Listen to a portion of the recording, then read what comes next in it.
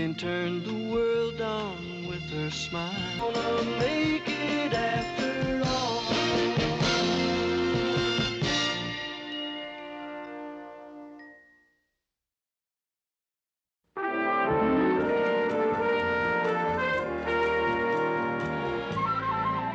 Hello, people. No, don't turn around, Mary. No, no. I want you to close your eyes. Now, no arguments. You just close your eyes. It's all right, Sue Ann. She's seen you without makeup before.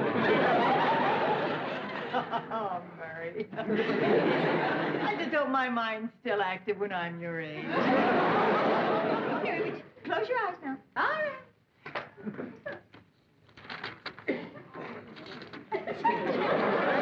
Now, you can open them. Well, what do you think? Can I close them again? What is that? It's a free-form mobile representing the 4 basic food groups.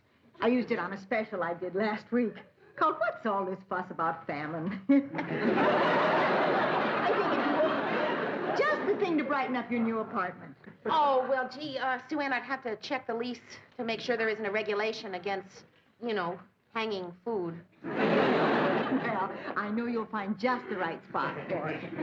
I know. Why don't you put it in your bedroom? You must need something in there to relieve the tedium.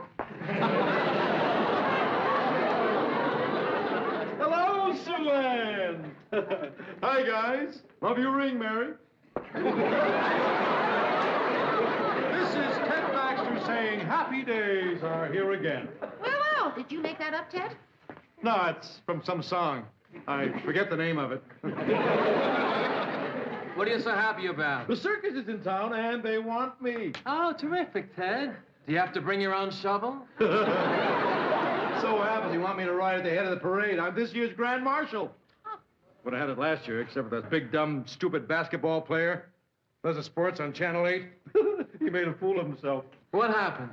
Well, he got into the wrong car. He squeezed into the little one with all the clowns and kind of wedged them all in. They had to take the car apart so they could get out. It sort of ruined the effect. Gee, it sounds like the Grand Marshal's job has a history of disaster. Yeah, well, this year they've got me. I rest my case. Nothing can bug me, Murr. Nothing can spoil my day now that I'm going to be Grand Marshal of the circus parade. Forget it, Ted. You aren't. What? I said forget it. My anchor man isn't marching down the street with a chimp. Tends to give him an undignified image. Oh, Lou, it won't give me an undignified image. I was talking about the chimp.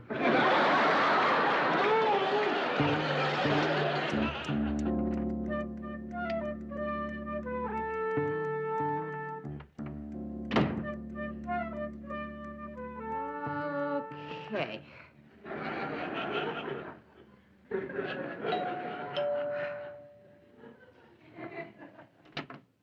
Hi, Mary. Hi, Georgette. What brings you here? Ted, he's parking the car. Oh. How about some coffee? Okay. Mary, when Ted gets here, you've got to talk to him. He's very upset. Yeah, sure. What about? I don't know. He's too upset to talk about it. Well, then what makes you think he'll talk to me? I know he will, Mary. He said, I'm not going to burden you with my problems. It's just a bore to burden people with your troubles. Let's go see Mary. Oh. Mary, can I ask you a question? Yeah, sure. What's this? It's a present from Sue Ann. It's a mobile. I'm trying to find a place for it. Why don't you put it in a mobile home? Yeah? What do you want me to do with it? I don't know.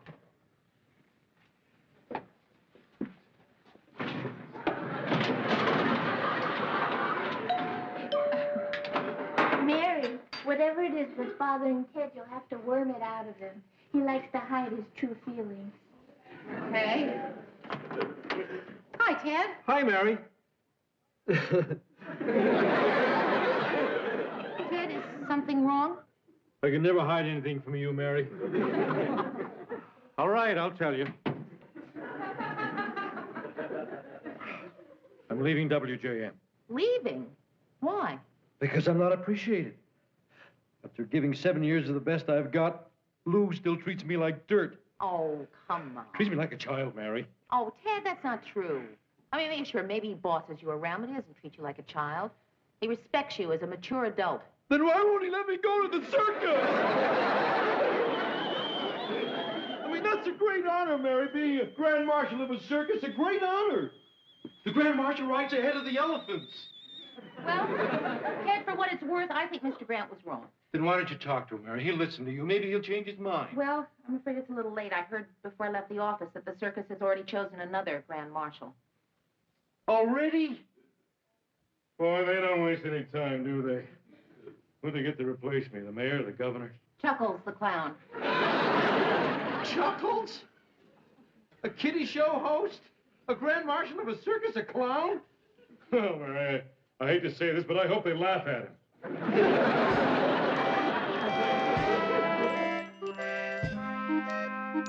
Leaving 28 people condominiumless. Big deal. Now, word from one of our sponsors. What's the matter with him? Oh, he's still angry over Chuckles leading the circus parade today instead of him. And I'll tell you something more, I don't blame him. Oh, come on, Mary. You're going to be reasonable now, aren't you? You're going to be fair and look at both sides of things and see Ted's point of view. I mean it, Mert. You know how close Ted came to quitting his job over this? Not close enough.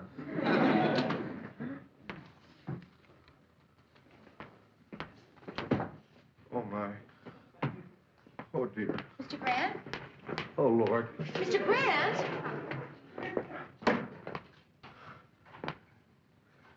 Something terrible has happened.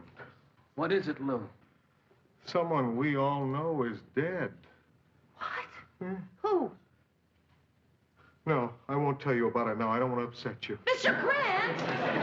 Where's Ted? I gotta tell Ted. He's on the air. Well, what happened, Lou? Who died? Will you tell us? Chuckles. Chuckles the clown is dead. It was a freak accident. He went to the parade dressed as Peter Peanut. And a rogue elephant tried to shell him.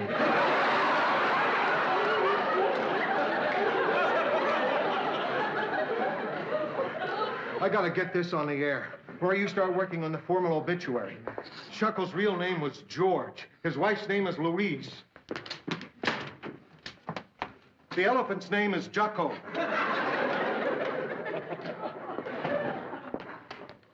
We'll be back right after this commercial. Ted, listen very closely. That's funny, but that's in bad taste. Ted, it's not a joke. You mean it? Yes. Good Lord. All right, now listen. Murray is working on a formal obituary for tomorrow. You go on now and you'll just have to ad-lib something. What'll I say? I hardly know the man. Well, sure you did. You knew him. You were on his show. Well, it's hard to know a man that's chasing you around with a rubber chicken. Ted, just say something short and simple and warm. You can do it. We're counting on you. Don't worry, I won't let you down.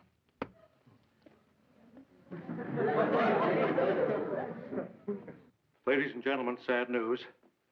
One of our most beloved entertainers and close personal friend of mine is dead. Chuckles the clown died today from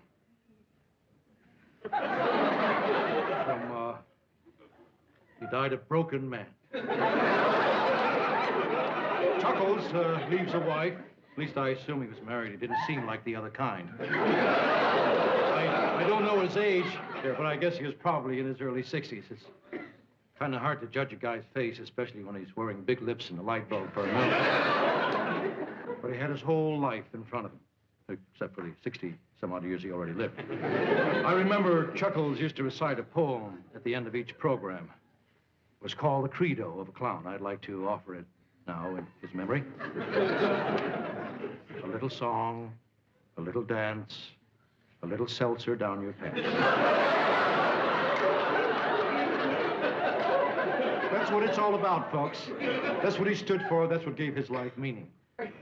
Chuckles liked to make people laugh. You know what I like to think? I like to think that somewhere up there tonight, in his honor, a choir of angels is sitting on whoopee cushions. This is Ted Baxter saying good night and good news.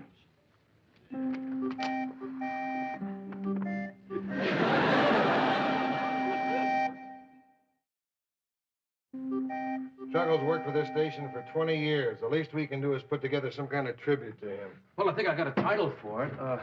Requiem for a Peanut. That isn't very respectful, Murray. I'm sorry, Lou, but I can't help it. I mean, I've been coming up with dumb jokes about it ever since you broke the news to us yesterday afternoon. What a shock. It sure was. A real tragedy. Terrible thing. Lucky more people weren't hurt. Lucky that elephant didn't go after somebody else. That's right. After all, you know how hard it is to stop after just one peanut.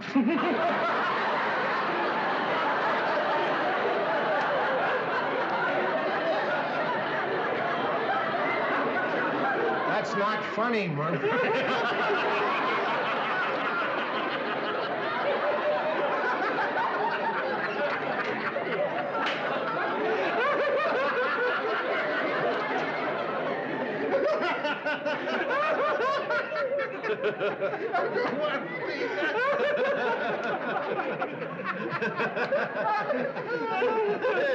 Hey, what are we laughing at?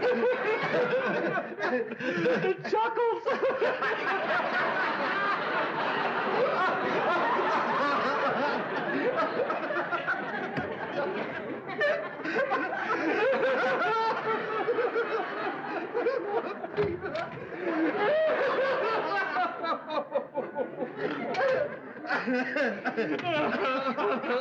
That's not nice. Oh, I know. Lou, why do I say things like that? It's a release, a kind of defense mechanism. Oh, it's like whistling in a graveyard. You laugh at something that scares you. We laugh at death because we know that death will have the last laugh on us. That's very good, Lou. It's not only good, it's heavy. Ask not for whom the bell tolls, it tolls for thee. It tolls for thee. It's movingly put, Lou. Why does it toll for me? Because this could have happened to any of us, Ted. Right. Somewhere out there, there's an elephant with your name on it.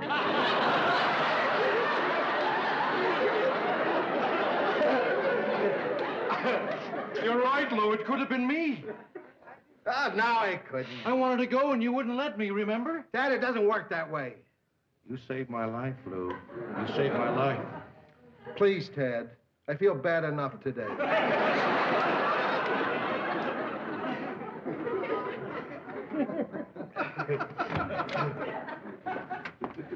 Oh, Ted, my car's being fixed. I wondered, could I ride with you and Georgette to the funeral tomorrow? Sure, the more the merrier. Mary, dear, there's no point in duplicating efforts. I'll do the tribute to Chuckles this afternoon on my show. No, Sue I'm Ann. peeling onions. My eyes will be too puffy for anything else. Sue, not the word, but the man died. And it seems to me the only people who are showing any reverence around here are Mr. Grant and me. I can just see the insurance claim. Cause of death, a busted goober. I don't know what you two are laughing at, but I'll take a chance it's dirty. Bert, you're not still making jokes about that. I'm sorry, Mary. Oh, it's a release, Mary. People need it to get over a tragedy. Everybody does it. I don't. Now, shall we go over the tribute? Oh, yeah, right. That's a good I idea. took your suggestion, Mr. Grant. I screened some of Chuckles' old shows this morning. Mm-hmm. Some of his best-known characters were Mr. Fee-Fi-Fo, Billy Banana, Aunt Yoo-Hoo, and, well, of course, Peter Peanut. Sorry. No, I'm sorry, Mary. Well, that's perfectly all right, Mr. Grant. The tribute was your idea, however, if you think it's funny. No. You're absolutely right. The guy deserves a dignified farewell. Exactly. Okay, I thought what we'd do is show some film of Chuckles at work, and then simply the words, as we remember him. Oh, Mary, that's beautiful. Yeah, that's nice, really nice. Yeah, that's a great idea. As we remember him. Who was Aunt Yoo-Hoo? Well, I don't think we'd want to use Aunt Yoo-Hoo. Why not? What did he do as Aunt Yoo-Hoo? Well, no, not much. He just, he put on a dress and screamed, Yoo-Hoo! And then at the end of the show, he'd turn his little back to the camera, and bend over, and on his bloomers were written, the end. Maybe they should bury him that way.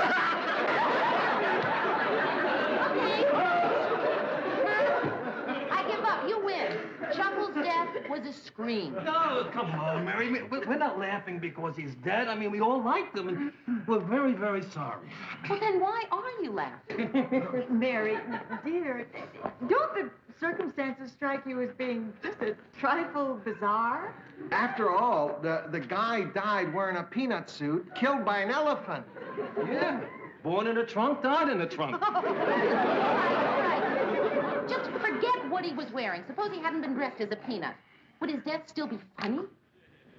Could have been worse. He could have gone as Billy Banana and had a gorilla peel him to death.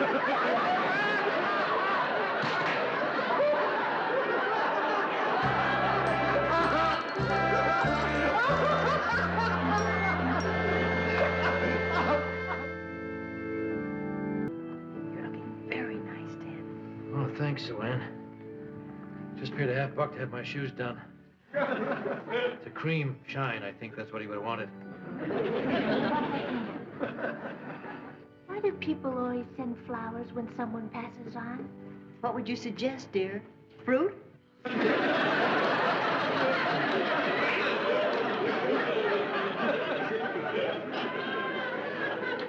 It's so sad. Funerals always come too late.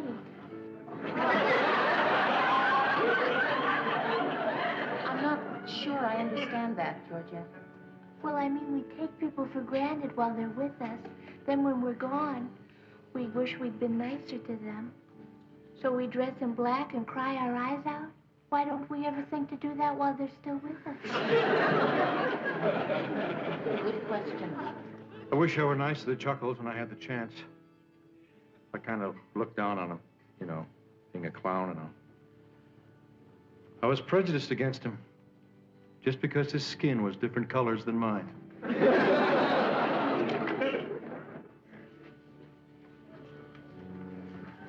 Hi.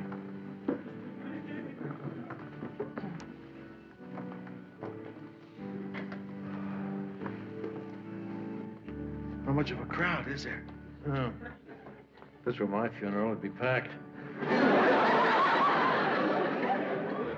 That's right, Ted. It's just a matter of giving the public what they want.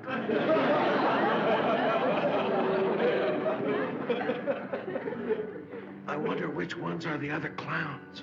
And you'll know soon. They're all gonna jump out of a little hearse.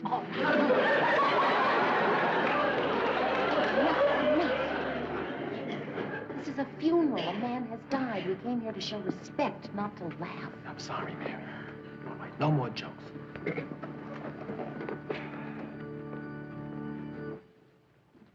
My friends, any man's death diminishes me because I am involved with mankind. Therefore, ask not for whom the bell tolls, it tolls for thee. Hey, Louis stole your poem. Chuckles the Clown brought pleasure to millions. The characters he created will be remembered by children and adults alike. Peter Peanut, Mr. Fee-Fi-Fo, Billy Banana, and my particular favorite, Aunt Yoo-Hoo.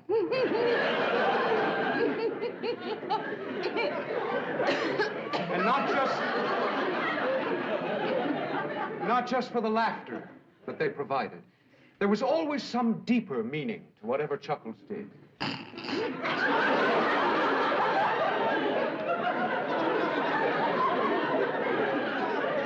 Do you remember Mr. Fee-Fi-Fo's little catchphrase? You remember how, when his arch-rival, Senor Kaboom, hit him with a giant cucumber and knocked him down? Mr. Fee-Fi-Fo would always pick himself up.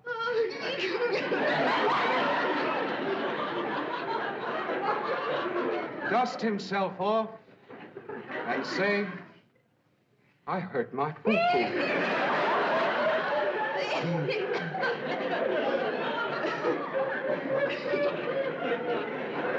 Make it after all.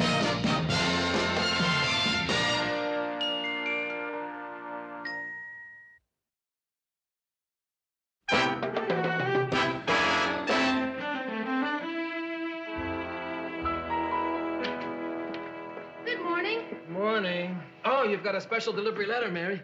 Hey, it's from my Aunt Flo. Ah. 28 cents postage due. Isn't that just like her? Who do I owe? Ted laid it out. Hi, Mayor. By the way, you owe me 28 cents. Yeah. You don't have any change. Don't worry about it. So, what does she got to say, Mayor? Well, it's hard to tell. Aunt Flo's a great reporter, but she has terrible handwriting. I always have trouble reading it. What? Who is Minnie Papadopoulos? That's Minneapolis. Oh. She's coming to town again. Ah. Who are the fat-bellied Vice Kings? Football Vikings. Vikings! She's coming to do an article on the Vikings, and she's due to arrive today. No kidding. Isn't that just like her? Every time she arrives, I don't know about it until she's practically here. Hey, I wonder if Lou knows about this. Oh, Mer, that's right. Gee, the last time she was here, they had kind of a thing, didn't they? I bet she's coming to see him. Could be. Hey, this is interesting.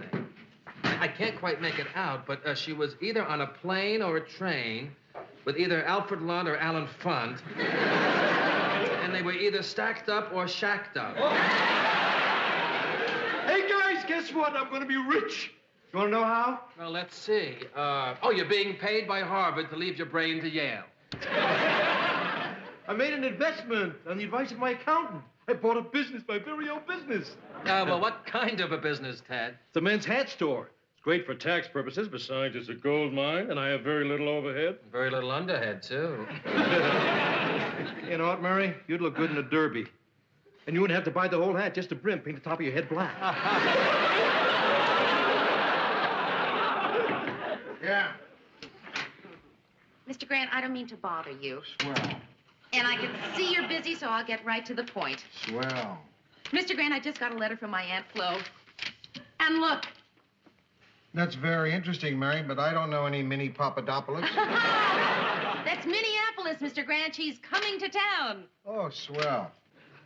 Well, I was going to ask you to have dinner at my house tonight since Aunt Flo is coming, but since you don't seem to care. I didn't say that. Well, you don't seem very excited. Forgive me, Mary. You see, it's just that I found that when I leap in the air and click my heels, all the change falls out of my pocket.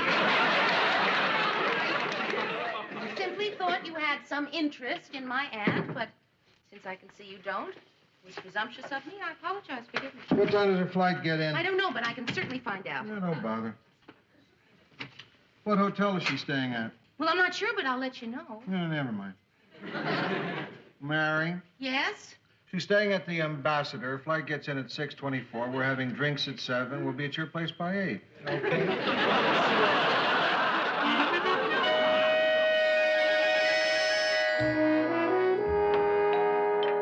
Who is it? Who do you think? Pinky Toscadero. Aunt Flo, how are you? Sensational, kiddo. Well, how's everything in the world of make-believe journalism? Just fine. Where's Mr. Grant? Well, I'll play your silly game. Where's Mr. Grant? Wait, well, wasn't he supposed to pick you up at the airport? Oh, my gosh, you're right. I forgot. I came on a different plane. The Veep was passing through, and he offered me a seat on Air Force 2, so I naturally took it. Air Force 2. Well, you can't always go first class. Well, anyway, Lou will know that I came straight here, and he'll come right over. Oh, anyway, he's cute as a button when he's mad. Oh, Hey, who do you have to know to get a drink around this joint? right, coming up. So what's new in your life? Oh, don't ask. My life does not change from day to day. It is the same dreary round of wars and riots and kings and presidents and movie stars. What's the biggest thing in your life these days? Me? Oh. Well, I did get something kind of interesting in the mail the other Yeah? day. Seems I may have won a prize from Reader's Digest. Oh, that's him. I'll get it.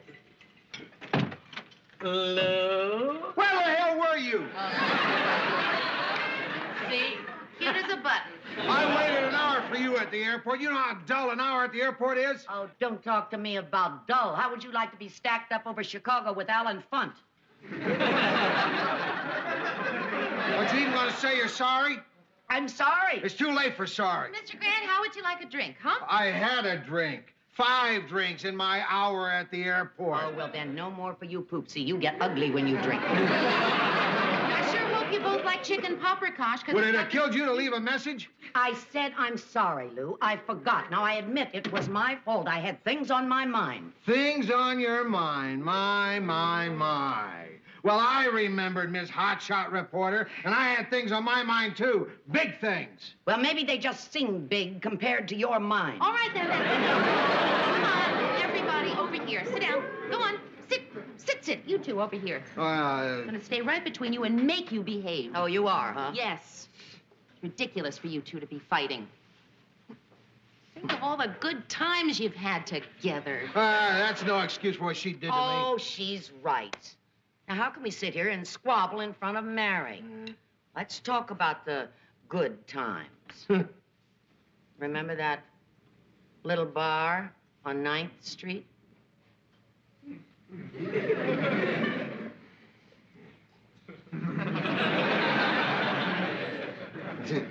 Yeah. You and I had some time that night, didn't we? As I recall, it was one of the nicest nights of my life.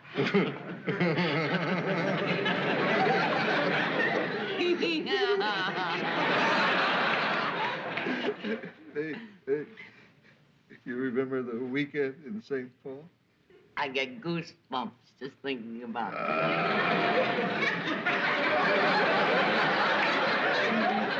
You were dynamite, Flo. You are no slouch yourself.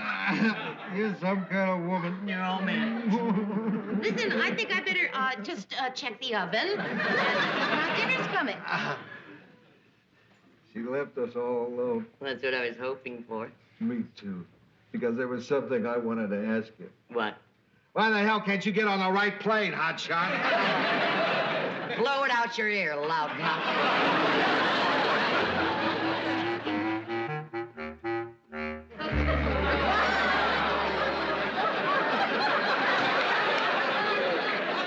Hi, guys.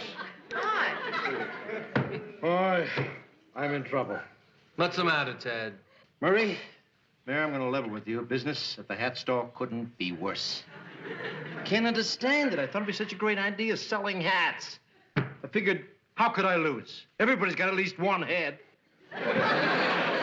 Well, look, you've only been open for a week, Ted. Maybe things will pick up. I hope so. Today, only one customer came to the store. Homesick Mexican who wanted to rent a hat to dance on. Didn't even have his size. But I'm not giving up hope, Murray. I want you to wear one of my hats for promotion. People will ask you where you got it, and you can send them to me, okay? Oh, Ted, look, I practically never wear hats. Murray, believe me, every man should wear a hat. Mayor? How's that one? It's you. There's no need to be nasty, Mary. Hey, come on, Murray. Try it on. If you don't like that one, I've got plenty more.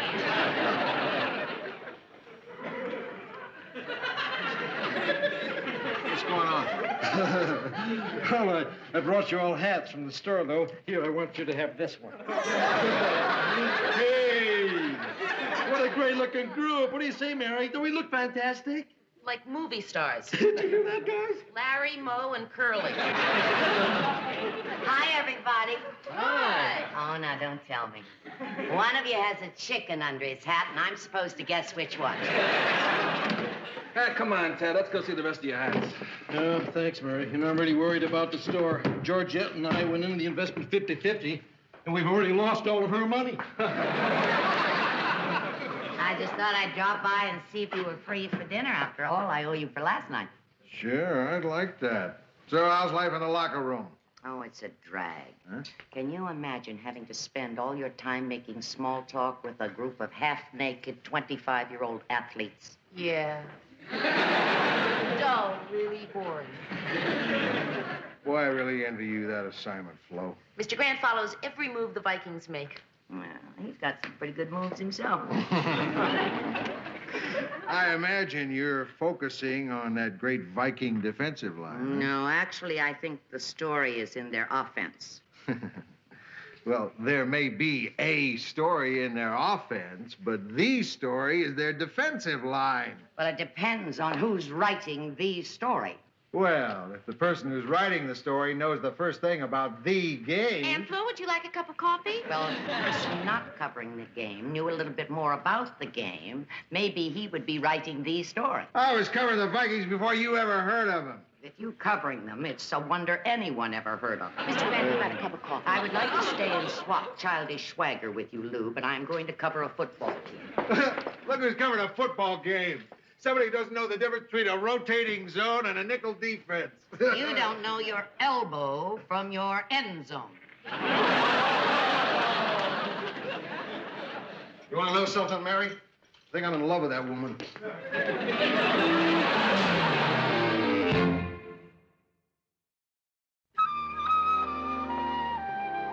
I say, Mary, did you get a chance to ask Lou about changing the dates for my vacation? Oh, no, I haven't. I will as soon as I finish the rundown. I don't think it'll be any problem. He's been approving everything lately. Hi, guys. Boy, Lou's been in a great mood all week, hasn't he? He has, huh? Maybe this would be a good time for me to ask him for a favor. Ted, I wouldn't ask him for anything with that hat on. This is a tam o' shanter, Murray. There are places where men wear these in the Army. Right. But there are more places men wear them to stay out of the Army. What's the favor you want to ask him? I'm desperate, Mary. I thought I'd plug my store on the news. Oh, not an out-and-out plug. I know that. I'd be subtle. And every night on the news, I just wear a different hat. Ted, may I tell you something? That is one of the worst, the absolute worst, most incredibly stupid and unethical ideas I have ever heard in my life. What are some of the others?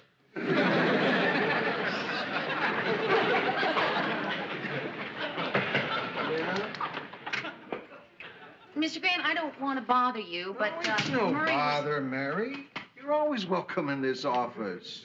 Well, thank you. Can I offer you coffee or a bun? No, really, I just wanted to What talk to about you. tea? It's no trouble. I can just pop out and see if Murray's through with the bag. No, thanks, really. Well, you're really feeling great these days, aren't you? Yeah, I'm so happy I could kiss a goat. I wish you felt that good. Well, I feel pretty good. But could you kiss a goat? No. See? That's because you're not involved in a hot romance. Yeah, that's probably it. Mary, your aunt is maybe the best woman I ever met in my life. Oh, Mr. Grant. Huh? You know, this is the first time in my life I have ever been successful as a matchmaker. I had a hunch you two would feel this way about each other. Feel this way? Look, if I had a little more courage, I'd ask that woman to marry me. Are you serious? Marriage? That's right, Mary. The big M. Just be the most wonderful thing. Well, why don't you steal some courage and ask her? Oh, no. I could. Well, Mary, that woman has known some of the great men of the world. Could she be willing to settle down with a big old lug like me? You know, I have a feeling you're talking this way just so I'll disagree with you. Sure I am. I don't even know what a lug is. Okay, then I'll disagree with you. Mr. Grant, my aunt is leaving town tomorrow night. You could spend the rest of your life saying I should have asked her. If you want to ask her, you big lug. I wouldn't know how to propose. You proposed once before. Yeah, but that was different. I don't think it would work this time. Why? What'd you say? Don't worry, I'll marry you.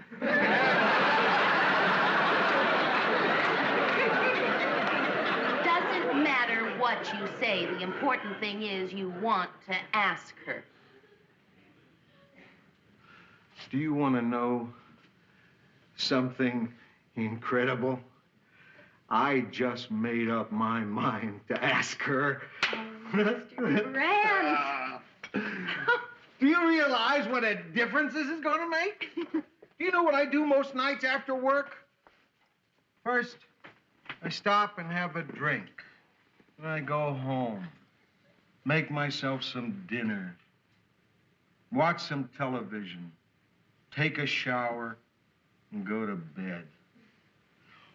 Once I'm married, I'll have a drink, go home, go to bed, take a shower, have some dinner, and watch television.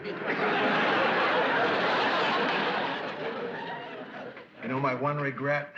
That you can't be my best man. Wouldn't that be great, going out with you the night before my wedding and tying one on? Maybe they can bend a rule for us. Yeah, this is beginning to sound like fun. Who would have thought that? Mr. Grant, you want to know the best part? What? If you marry my Aunt Flo, Yeah. that'll make you my Uncle Lou. No. You wait a minute. No, you just wait a minute. Let's get one thing straight. Whatever happens, no Uncle Lou. No, ever, never, no place. You understand? Understood. I'll call you my uncle, Mr. Grant.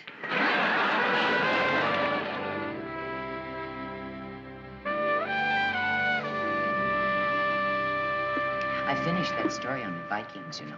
Yeah, well, listen, before you start talking about leaving, there's something very important that I want to ask you. I know. You want to know if that rumor about Minnesota trading Tarkenton is true or not. No, that's not it. They're thinking of trading Tarkenton? But that isn't it. What was on your mind? That can wait. What about Tarkenton? It's just a rumor. Nobody's trading anybody. Oh, thank God. Well, now, what was it you wanted to say? Oh, yeah. Flo, I want to marry you. Is that a proposal? Yeah. Oh, some proposal. You tell me? You don't even ask? Oh, okay. Flo, will you marry me? No. But thank you for asking.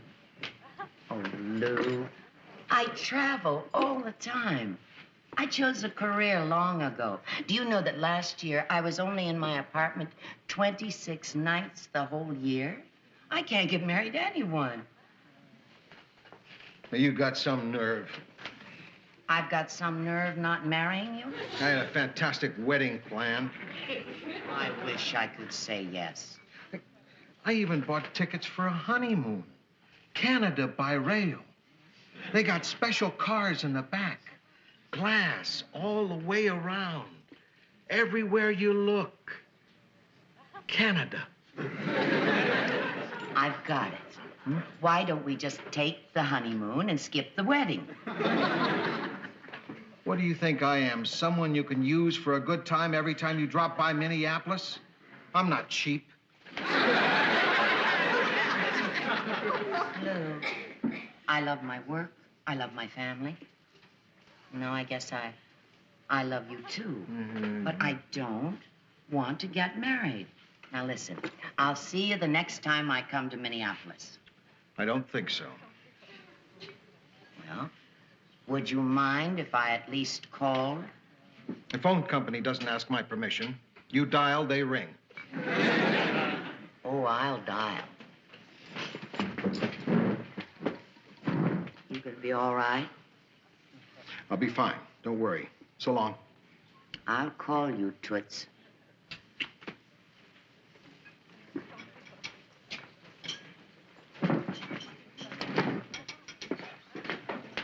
Bartender? Yes, sir. A drink for everyone in the house. Great. Give them all to me.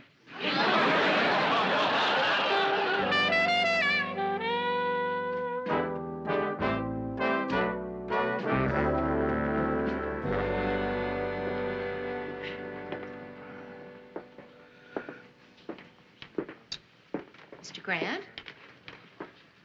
Oh, hi, Mary. You looking for me? Well, yeah, you don't usually take a 7-hour lunch. I was hungry. Did you, ask Aunt Flo the question you were thinking of asking her? I asked her. And? I still have the ring. Oh, no. I'm not going to be your Uncle Lou, Mary. Oh, Mr. Grant, I was so hoping that this would work out. How could she say no? I don't understand. Look at that beautiful ring. Yeah. It has a lot of sentimental value. I made it out of a bullet. It's very nice. Yeah. It's a .22 caliber ring. Oh, boy. It's my fault, Mr. Grant. I told you to ask her. That's right. You're the one who talked me into it. I'm sorry, Mr. Grant. No. I'm sorry, Mary. I have no right to be angry with you. I'm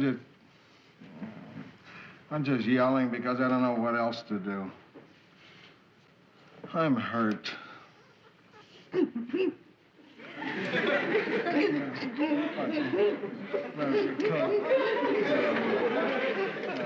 No, come on, Mary, don't cry. No, don't cry. I can't help it, Mr. Grant. It's just all so lousy. Come on, Mary. Your mascara's starting to run. You're gonna scare all the drunks in the bar. Hey, there you are, Lou. Boy, we're really starting to worry about you. Mary, what's wrong? Oh, you know, old waterworks here. She'll cry at anything. Believe me, Murray, it's no big deal. Just that Flo and I have been seeing a lot of each other, and we've been hitting it off pretty well. So I asked her to marry me, and she turned me down. So old Leaky Eyes here, she got pretty upset because she knows I had made a lot of plans, and I had my hopes pretty high.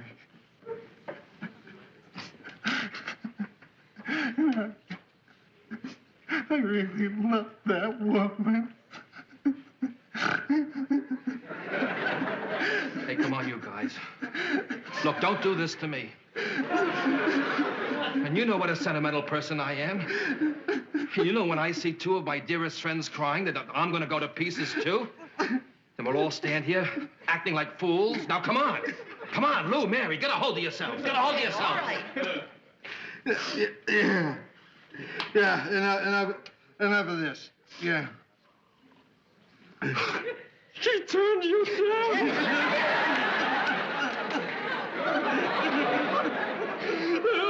Hey, guys. How's it going?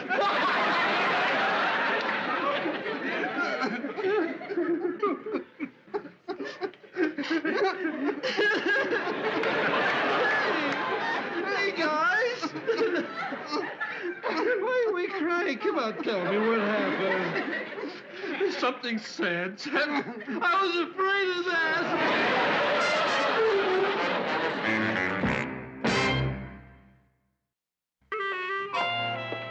You know, I just read your aunt's article on the Vikings. It's very good. You know, it's funny. But the minute she left town, Lou went back to being his old self. Think so? Oh, come on, Mary. Don't tell me you didn't notice any difference. No, you're right. Of course I didn't. For a couple of weeks there, he was really very sweet, always agreeing with everybody. I must say I preferred it.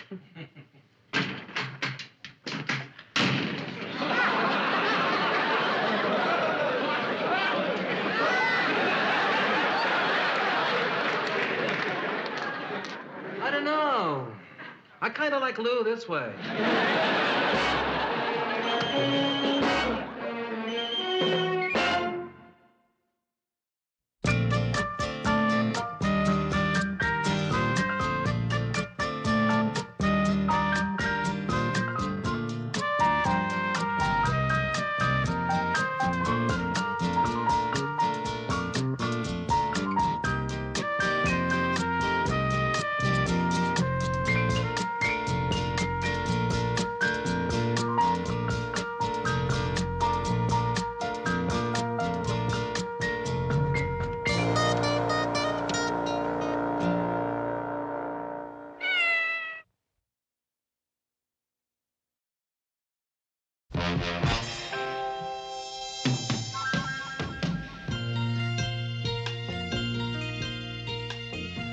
can turn the world on with her smile. I'll make it after all.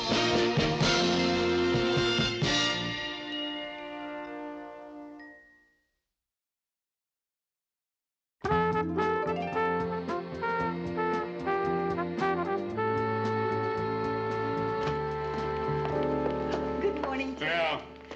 This is for you. It's an advance copy of an article in this week's Sunday Supplement about me. Wow. A whole page. Marie, did you see the spread on Sue Ann? Oh, yeah. But you don't notice it so much when she sits down.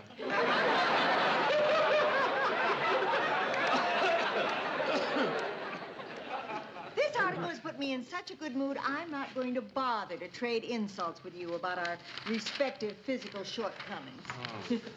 Is Lou in? Yeah, he is. What are you doing? Just checking my lipstick, dear. Murray. Says here Sue Ann makes $47,000 a year. That's $2,000 more than I make. That's obscene. That's outrageous. She doesn't deserve it. Ted, don't come to me for sympathy. You make twice as much as I make. Murray, there's no place in this business for petty jealousy. Hey, Sue Ann, that's really a great article. Say, tell me, is it really all accurate what they say here? Well, not entirely. They did get a couple of things wrong, Uh-huh. especially the part about the salary. Uh-huh. I earn much more than that. That's not fair, Murray. Sue Ann makes more money than me. I mean, don't get me wrong, I'm not a male chauvinist. I think a woman should get paid what she's worth. I just don't believe any woman is worth more than a man. Good morning. Mary, do you know what Sue Ann takes home every week? 3 sailors, a tree surgeon, and the boy in the mailroom. Mr. Grant, you know that story on organized crime in the Twin Cities you wanted us to do? Yeah, what about it? Well, I think I have a lead. I met yesterday with a man who used to be involved with them. He's retired now. Well, what'd he say?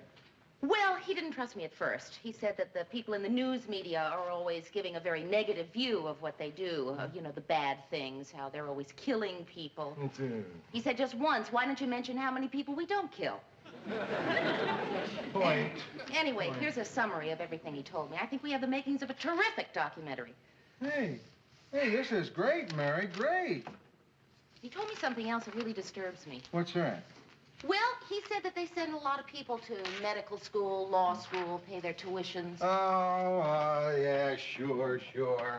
An old story. Then the mob's got a hold on them if they need them. So what else is new? Well, so what else is new is that he told me that one of the people they sent to law school about 15 years ago was, and boy, this is hard to believe, Brian Nordquist. Congressman Brian Nordquist? Yeah, I mean, it really shattered me. Why? Because I know the man. I know his family. I went to college with his wife.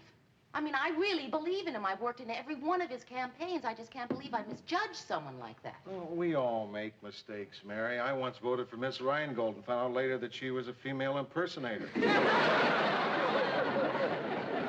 And a darn good one, I might add. Mr. Grant, don't be funny. I mean, if this should get out about Brian, it could ruin his whole political career. What do you mean, if it gets out? This is a great news story if it's true. Oh, no.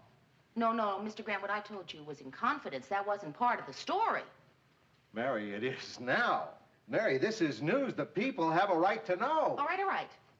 Don't you at least owe it to Brian to get his side of it? A denial, at least? Okay. Set up a meeting. I'll call him right now.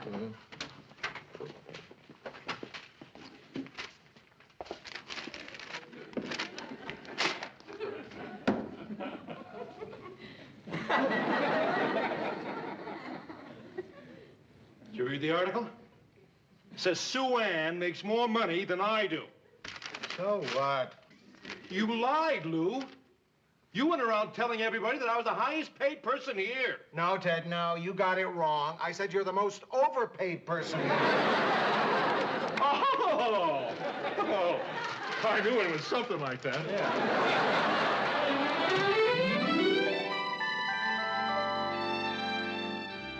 All I ask is that you don't prejudge the guy, Mr. Grant. Just keep an open mind. Be fair. See, I remember when Gail, that's his wife, and I were freshmen in college, he really wanted to go out with Brian. Even then, he was student body president. Mary, will you stop with all the folklore about Brian Nordquist? I told you I was going to be open-minded Well, about I'm just this. trying to show you how honest he's always been. Anyway, they went out on their first date, and the car ran out of gas way out in some isolated place. But across the road, there was a construction site. And Gail wanted him to siphon gas out of one of the tractors. So? Brian wouldn't do it.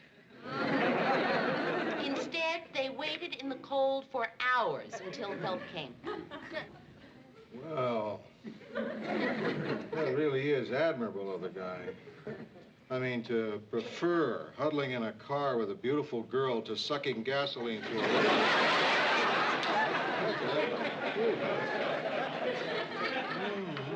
But you know by now about politicians. What do you mean? Professional charmers. They can make you believe anything. This guy will walk in here, and I'll say, nice to meet you, Congressman, and he'll say, please, I insist, call me Brian. And you'll say, would you like a drink? And he'll say, oh, no, thanks. I'm campaigning. Maybe a Coke. Just wait till you meet him. Yeah. Hi, Brian. Good to see you. Good to see you, too. Brian, I'd like you to meet my boss and friend, Lou Grant. This is Congressman Brian Nordquist. Mr. Grant? Call me Lou. Okay, Lou. I suppose you want me to call you Brian. Well, as a matter of fact, I kind of like the sound of congressman, if you don't mind. I worked so hard to get it. Can I get you a drink? I'll have a scotch. I am campaigning. You better make that a double. Gail says hello, Mary. She wanted to come tonight, but she has a meeting. Oh? What kind of meeting? PTA. PTA.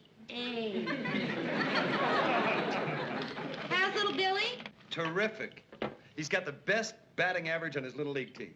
Oh, did you hear that, Mr. Grant? Little Lee. And how's little Sharon? Wonderful. She just joined the Girl Scouts. No. And little Linda? She's taking ballet. Oh, and how's little Billy? You already asked about little Bill. Right. Little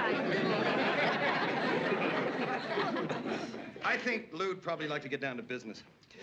I was thinking about it on the way over here tonight. I don't know who your source is, Lou, but it would be his word against mine. After 15 years, what could be proved, right? Right. What could be proved? Well, what the hell? Why play games? Listen, I was a slum kid. No money, no way in the world to get through college, law school. Had a buddy in high school. Turned out his uncle was a part of the syndicate. They offered, I took it. And it's true. But it's also very straightforward. Mary, you ever pay it back? It took me 3 years, but I did it. Can you prove it? They don't take checks, Lou. Did they ever come to you for favors, deals, huh? Once. I said no, that was it. Well, there you are. Where are we? You've got a story and I've got an election. Now, you run the story. I might not win the election, so I'd rather you didn't.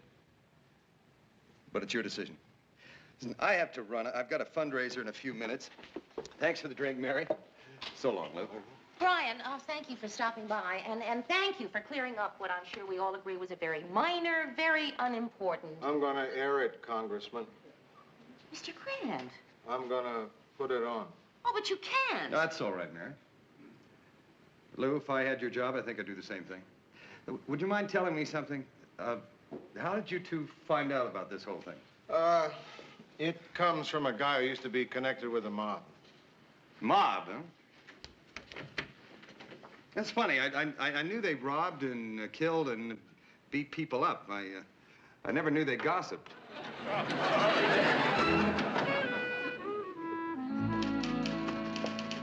Morning. Oh, hi. How'd it go last night? Oh, well, Brian was fantastic. He explained away the whole thing completely and honestly. And Mr. Grant says we're going to do the story anyway. Why? Because he is stubborn, pig-headed, and obstinate. Well, as long as Lou had a good reason. Murray, I've never fought him on a story before, but I am going to fight him on this one. And what's more, I'm going to whip him. You're gonna whip Lou Grant? Ooh. Lou. Need any help?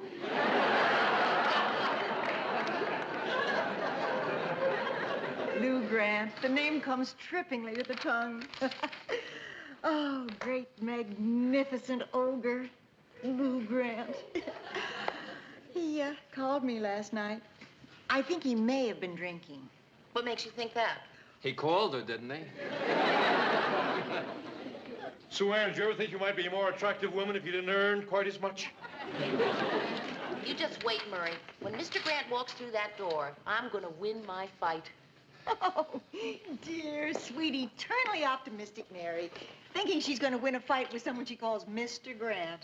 No, no, no. Sue Ann, I call him Mr. Grant because I want to, not because I feel I have to. I started calling him Mr. Grant 6 years ago. It was comfortable then, it's comfortable now. It's what I want to call him, it's what I'm going to call him. Lou. You talking to me? Yes, Mr. Grant. Could I talk to you, Lou? No, it's about your friend Nordquist. Lou, you were so cute when you called me last night.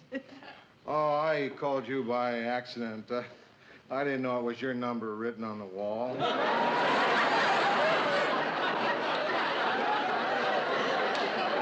They say it doesn't pay to advertise. Get started on a Nordquist story, Murray. Murray, don't you write a thing until I discuss it with Lou. All right. All right. To show you I'm still open-minded about all this, I'll hear you out. Go right on in. Write it up. You called me Lou again. You mad at me? No, I am not mad at you. Why is it everyone else around here can call you Lou and not be accused of being mad at you? I call you Lou and you think I'm mad. Then you're not mad. You bet I am. Listen, Mr. Grant, after you left last night, I did a great deal of soul searching, as I'm sure you did too. Soul searching? Mary, any man who calls Sue Ann Nibbins at 4 o'clock in the morning isn't searching for soul. Whatever. Did it ever occur to you, Mr. Grant, to take into account all the good Brian Nordquist has done for this community, and quite possibly in the future for this country? Yes, yes. But it also occurred to me that it isn't our job to decide what's best for the country. It's our job to put out the news and let the country decide.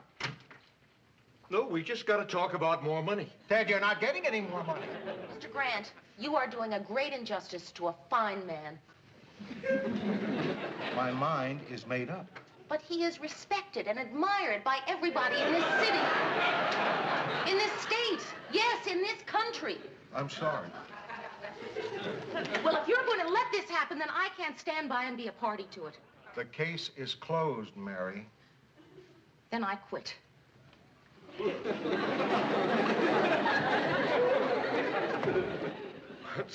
That's a real friend. A real friend.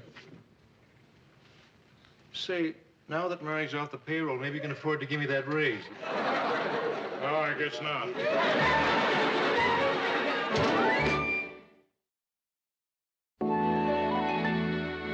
Come on, Mayor, calm down. Cool it. Don't do anything in a hurry. Murray, I am perfectly calm. But unless Mr. Grant relents, I go. Come on, guys. Lou's not gonna break up the newsroom team just because he wouldn't give me a raise. Oh, Ted, this has nothing to do with your raise. Mary is quitting because she doesn't want to run a story that she feels can ruin the congressman's career. You'd quit over a silly thing like that? You're wacko, Mary. Murray, you got the stuff on the Nordquist story. Write it up for Ted. I want it to lead off the evening news. Sure, Lou, sure, but I'm in the middle of a piece on hamster diseases.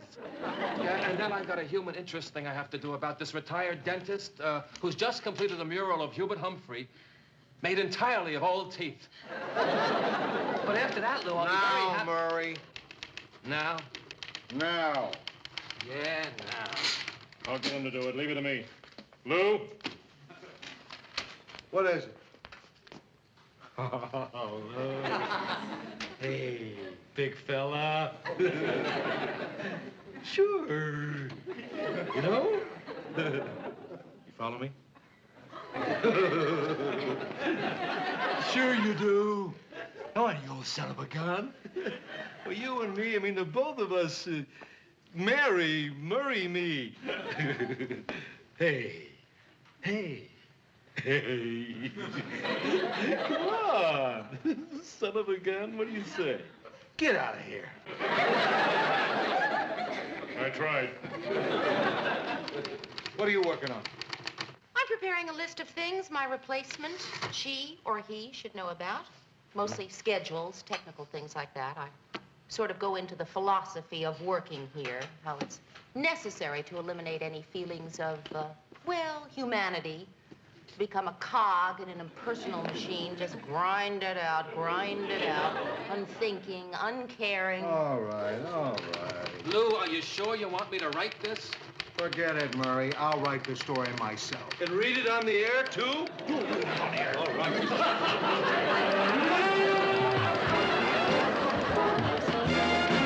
And a good evening. This is Ted Baxter bringing you the evening news. First in the headlines this evening is a fast-breaking election bulletin, which we will bring you later on if we have time. Now, Ted. Oh, what the heck, we'll make time. Congressman Brian Nordquist, three-term incumbent from Minneapolis and candidate for re-election in tomorrow's primary, has admitted that his law school education some 15 years ago was financed in large part by persons believed to have ties with organized crime. There's been no allegation of wrongdoing on the part of the Congressman Nordquist, who claims to have repaid the loan a number of years ago. For an update on this story, stay tuned to this channel. I'm sorry, Mary, he made me do it. I don't have to see the rest of Now, it. word from one of us. Sure, Mary. Well, nobody said when I took this job 6 years ago it was going to be permanent.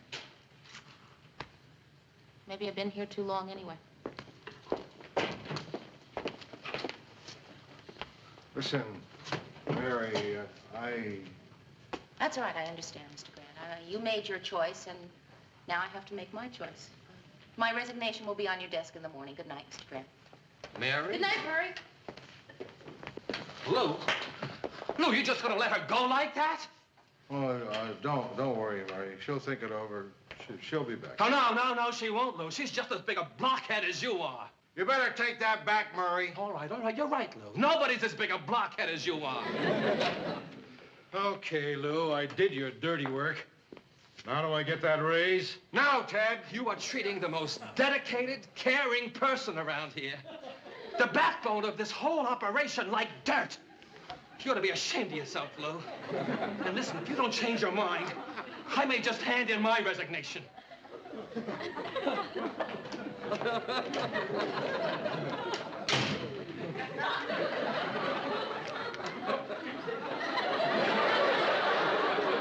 Did you hear that?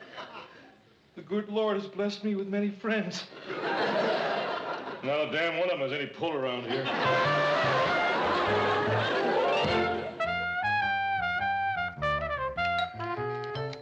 Who is it? Lou, Grant.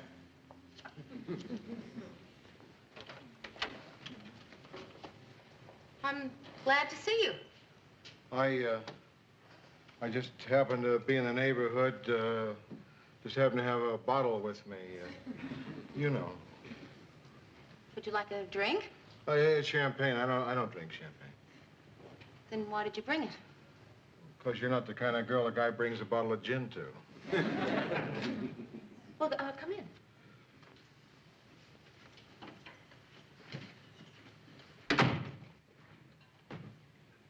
So, what are you up to?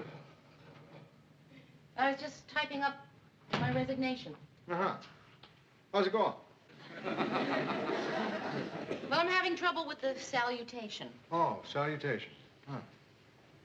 I tried Dear Mr. Grant, but, you know, that sounds too... I mean, even though I do call you Mr. Grant, formal on paper, like I'm mad or hurt, you know, and I'm not. Yeah. Well, what's the other choice?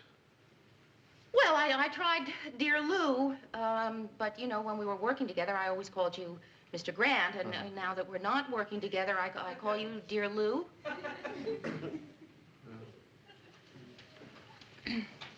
Well, I don't know. Try it out loud.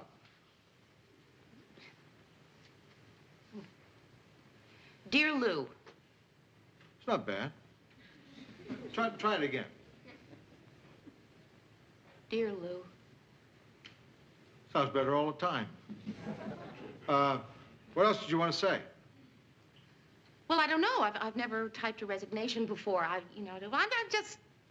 got a writer's block. Sit down, I'll help you. You will? Yeah, sure. Sit down. Dear Lou. Look all right? Yeah, I guess so. Whoever was right, whoever was wrong, is not important. What is important are the good times, the good feelings, the respect, the affection that we have every day of these last 6 years. To get the job done. To get the job done. And to have fun doing it is something very rare to have shared.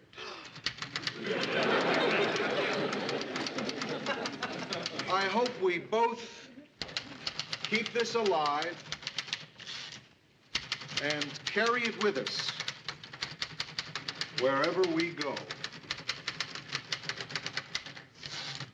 With these thoughts, please accept my resignation. Mary.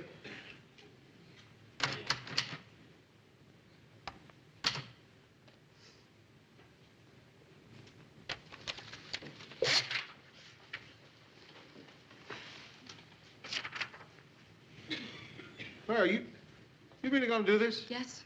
Why? Because I have to. Because I said I would. I mean, what good is my word if I say I'm going to resign and then I don't?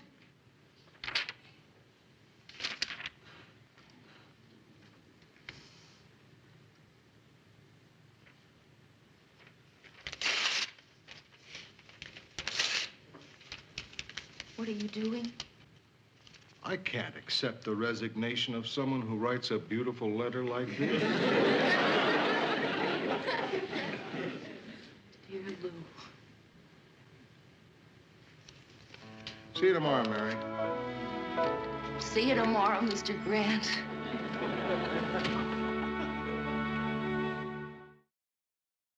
Your friend Nordquist ahead by a mile. You're kidding. Huh? After the story we did on him? Well, I guess the voters don't care what a politician did then, just as long as they like what he's doing now. Or more likely that nobody listens to Ted. Okay, Lou. We're gonna have a showdown on the question of my raise, and we're gonna have it right now. Hey, Ted, you hear the good news? Mary isn't quitting. Oh, that's nice. Well, do I get that raise or not? No, Ted, forget it. Okay. I see how things work around here. The only way to get results from you is by threats. Now, hear this. Either I get that raise or I quit. No raise. Very well, I quit.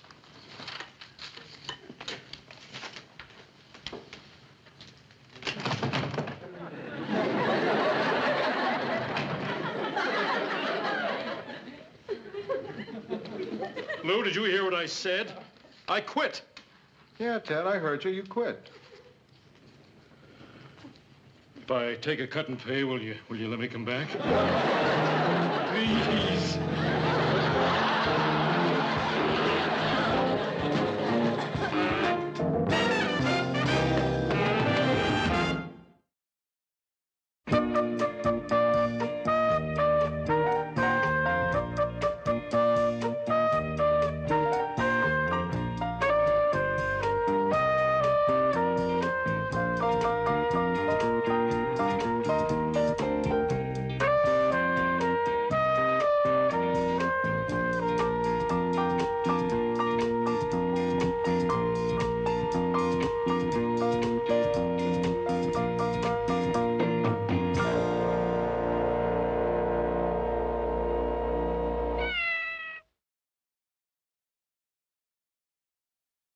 Who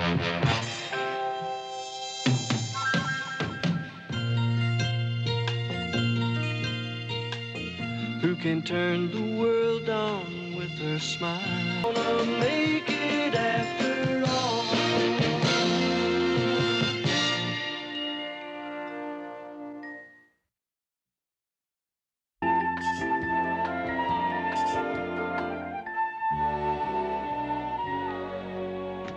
Good morning, Murray. Well, what's good about having to come to work at 8 o'clock in the morning? I didn't even have time for coffee. Oh, well, no, you shouldn't do that. You know what they say? Breakfast is the most important meal of the day. Yeah, because if you're not home by then, your wife gets very suspicious. Well, what do you want? It's 8 o'clock in the morning. Boy, Lou's got some nerve calling a meeting this early. What's it all about? We don't know. Didn't have time to read the newspaper. How am I supposed to know what's going on in the world? It's all right, Ted. Mary Worth has decided to adopt the baby herself. Will you look at this? I was so sleepy getting dressed, I put on one brown sock and one blue sock. Well, I wouldn't worry about it, Ted. You probably have another pair just like them at home. Well, what do you want? It's 8 in the morning. That's funny. Morning. Okay, meeting. Everyone in my office. Oh, say, Lou, wait a second. Look, look at this. I got one brown sock and one blue sock. But I'm not worried. You know why I'm not worried? Go ahead and ask me why I'm not worried. Why aren't you worried? Because each of these socks is from a pair of socks, and I've got one like each of them back home. Mary's joke. All right, everybody listen. What I have to say is pretty important. Lou. And I'd rather say it first. Then if you have Lou. any questions, we go. What is it, Ted? Lou, these donuts you brought, they're 4 plain and only 2 jelly. Who wants the jelly? And it doesn't. Okay, we'll do it this way. Producer gets plain. Ted. Producer gets jelly. We'll go by rank. Settle that later, Ted. Settle it later. This is important. All right. For the past 3 years, our ratings have been week in and week out absolutely terrible. But lately, they've started to slip. What are you implying, Lou? That I'm going downhill, that I'm getting slipshod, that I'm losing my touch? I mean, if that's what you mean, why don't you come right out and say it? You've gone downhill, you've gotten slipshod, and you've lost the touch. Come on, Lou, be serious. Mr. Grant, don't you think there's a little too much emphasis placed on ratings anyway? Yeah, who cares if our ratings go down a few points? Right, as long as the people keep watching. The sponsor cares. To a station our size, a single rating point could mean as much as $125,000 in added revenue. Wow, $125,000. So naturally, we've got to do something to improve our rating. I'll say. $250,000.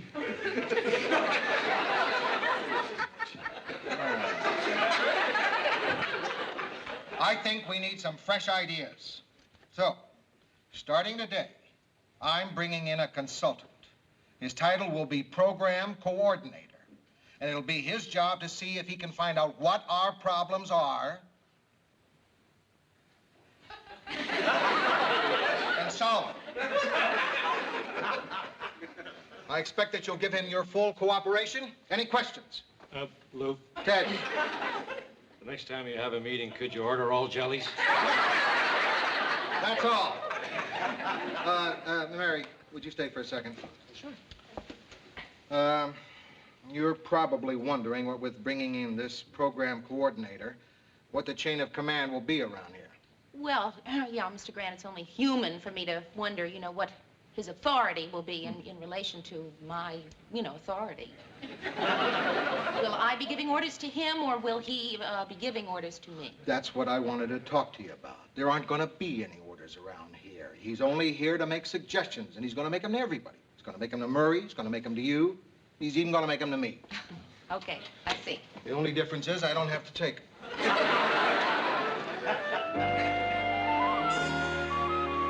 Now, I'll tell you why I asked you to come here. I've been thinking about this new guy that Lou's going to bring in. I just don't like the idea of a total stranger coming in here and telling me I'm doing a lousy job. Yeah, you got plenty of friends who could tell you that. Oh, Hi, Georgette. Hi. I bought you a new pair of blue socks. I couldn't find any store that sells just one. Sit down, Georgette. We're having a meeting here. There's a crisis in the newsroom. That's why Mary and Murray are here. Isn't it funny how in a crisis everybody turns to you? Whenever something goes wrong, people head straight for this dressing room. Ted, there's no crisis. This program coordinator is just coming here to help us. No, I don't know, Mayor. Ted could be right. I mean, I've heard about these guys. They try to make a big splash by firing people. Fire someone? Oh, you mean a little person, don't you? Secretary, something like that? I mean, he wouldn't fire a star, would he? Ted, it's not going to come to that. Well, in case it does, let's just make up our minds about one thing. We stick together. Now, if he tries to fire you, Mary, I'll quit. Okay, and if he fires you, I'll quit. And if he tries to fire me?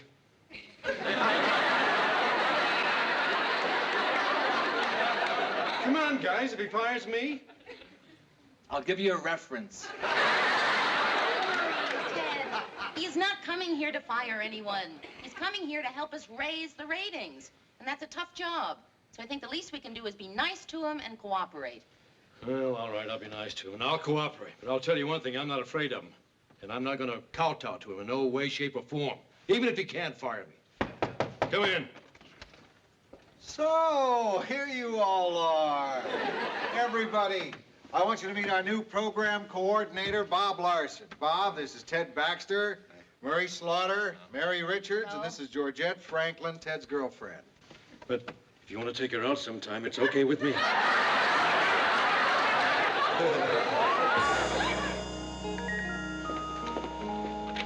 Oh, no. Not another memo from Bob. This must be the 10th one this week. Yeah, I've had 10 today. What's the latest? He wants me to order more memo pads. Mary, I am getting fed up with someone 2 years out of journalism school telling me how to improve my copy. Keep sentences short and snappy. No more humorous fillers. We drop humorous fillers the day I find a wedding between two 80-year-old nudists. Murray, how long can it last? I give it till the first frost. Oh, you mean him? Well, as far as I'm concerned, it's gone on too long already. Oh, Mary, I've just been looking over your rundown for tonight, and I think we should lose this story about student riots in India. Lose it? But, Bob, that's our opening story. No, I want you to open with this film of an actual purse snatching on 4th Street. You think a purse snatching is more important than a riot? If it happens in St. Paul, yes. You see, our audience doesn't care about a bunch of students rioting in India. But there are 2 million of them. And that's just the sophomore class.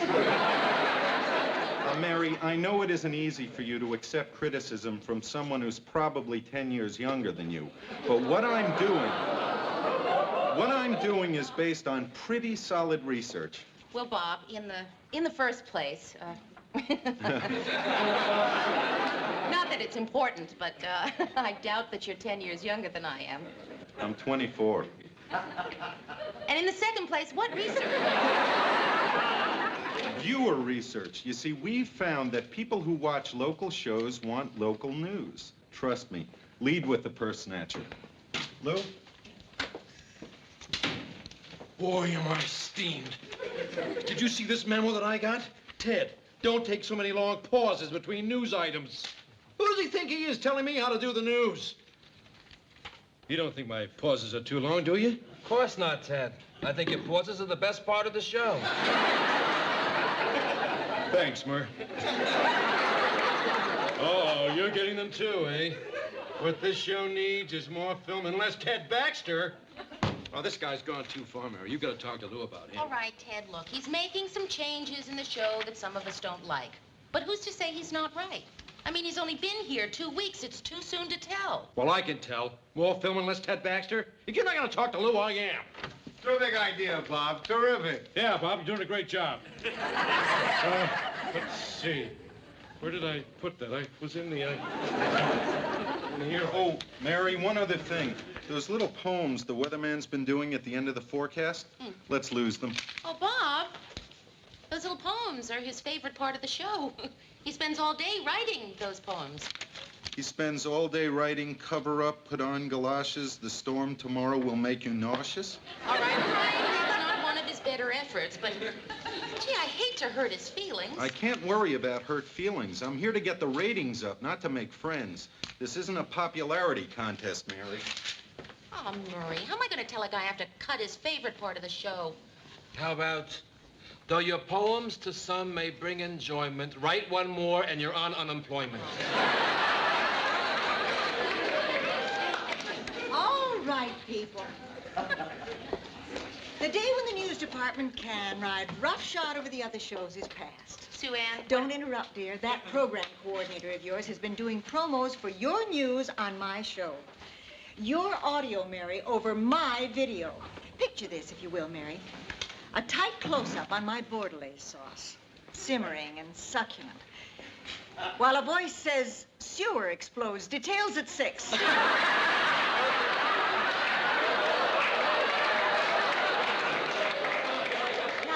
That just isn't fair, Mary. Why should you be using my show to help your show? Well, Bob says that the ratings of a news show directly affect the ratings of other shows around it. Let me understand this. You mean I could work my fingers to the bone creating a salade niçoise that is a rhapsody. But if Murray... No offense, dear. This is purely hypothetical.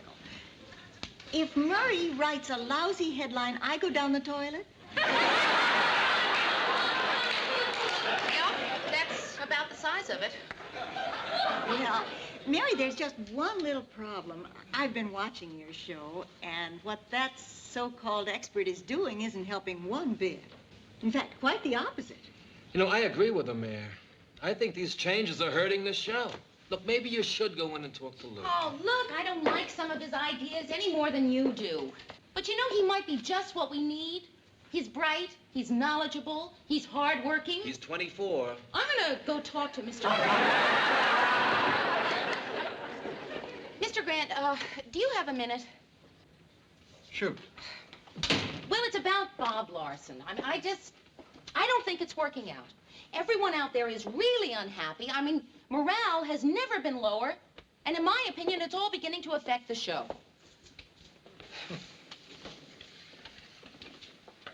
Mary, how would you feel if I told you that our ratings for the past 2 weeks had gone up an entire point? Our ratings went up an entire point? I didn't say that. I said, how would you feel if I told you they'd gone up an entire point? Well, I guess I'd feel a little foolish. Just a little foolish? Did the ratings really go up? I didn't say that. I said, if they went up an entire point. Well, I guess I'd feel very foolish. I see. Very foolish. That's how you'd feel if I told you the ratings had gone up a point. They went up, didn't they? I didn't say that. I just said, how would you feel if I told you they had gone up? All right, Mr. Grant, I would feel extremely foolish. I would feel foolish. I would feel dumb, ridiculous, and, yes, silly. The ratings went up a point, Mary.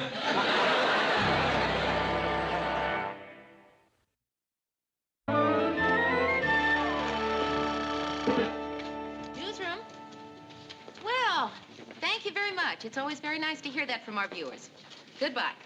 That's better. Short and snappy. You know something, Murray? I still might not agree with some of Bob's ideas, but boy, it sure feels good to be a winner. You can say that again.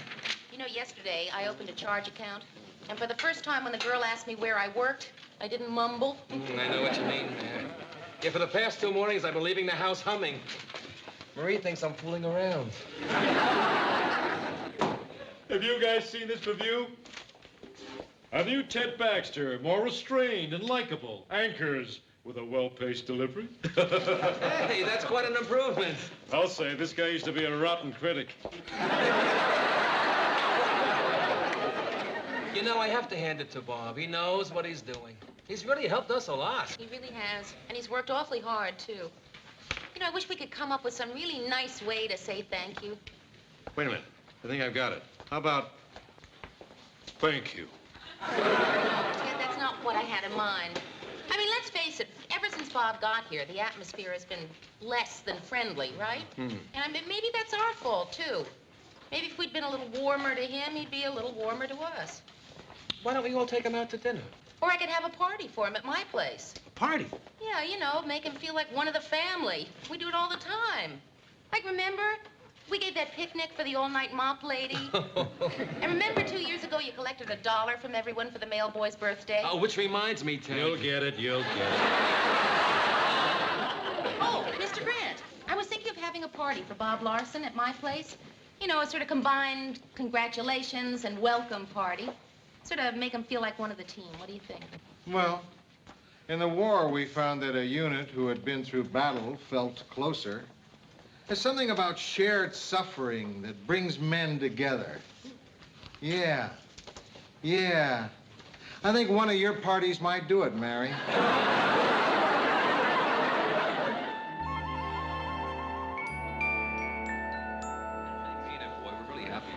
Oh, more champagne, Bob? Well, just a little. I can only stay another 5 minutes. I have to meet someone at the airport. Oh, Here's to Bob. Heck of a job. See? Even my toasts are short and snappy. Larson, I like the cut of your jib. If you only knew how long I've been trying to ask them to use more film and less me. You having a nice time, Mr. Grant? It's a great party, Mary. The champagne, the hors d'oeuvres, the buffet, just great. Oh, yeah, it was really a terrific idea. Well, thank you. Hey, how much am I paying you? $2.25 a week. That's all? That's it. Well, Mary, you know something? What? I think it's great that you can throw a party like this on that kind of salary.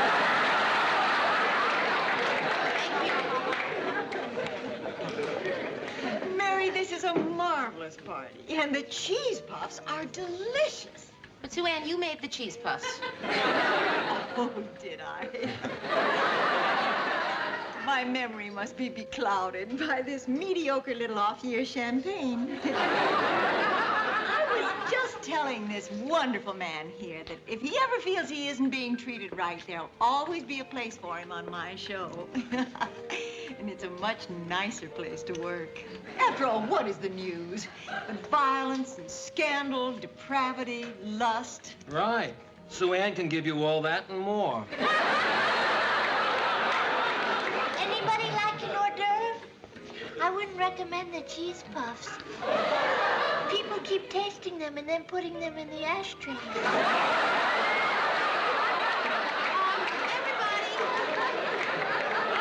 Everyone, listen, Bob has to leave, so I thought now would be a good time to propose a toast. So, Bob, come on up here. To a young man who has done such a great job for us in the short time that he's been with us, and who, I'm just sure, in the next few months is going to keep doing a great job until WJM is #1. Right. Thank you very much. I have a real lump in my throat. That's probably the cheese puffs.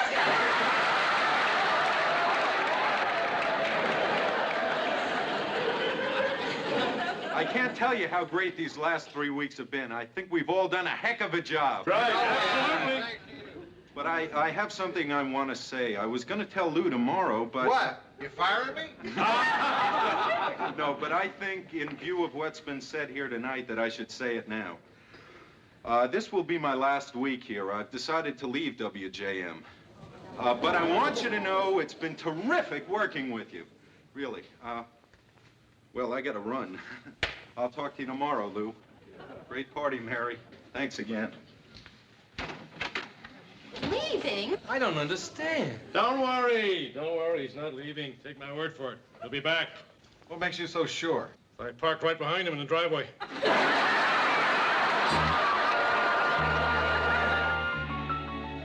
Why? Why does he want to leave? It's not that he didn't like the work. He seemed to be happy. Maybe he wanted more money. If he wanted more money, all he had to do was ask. Maybe he wanted more authority. I gave him a free hand. What more could he want? I know what he wants. What? Wants some old chicky poo.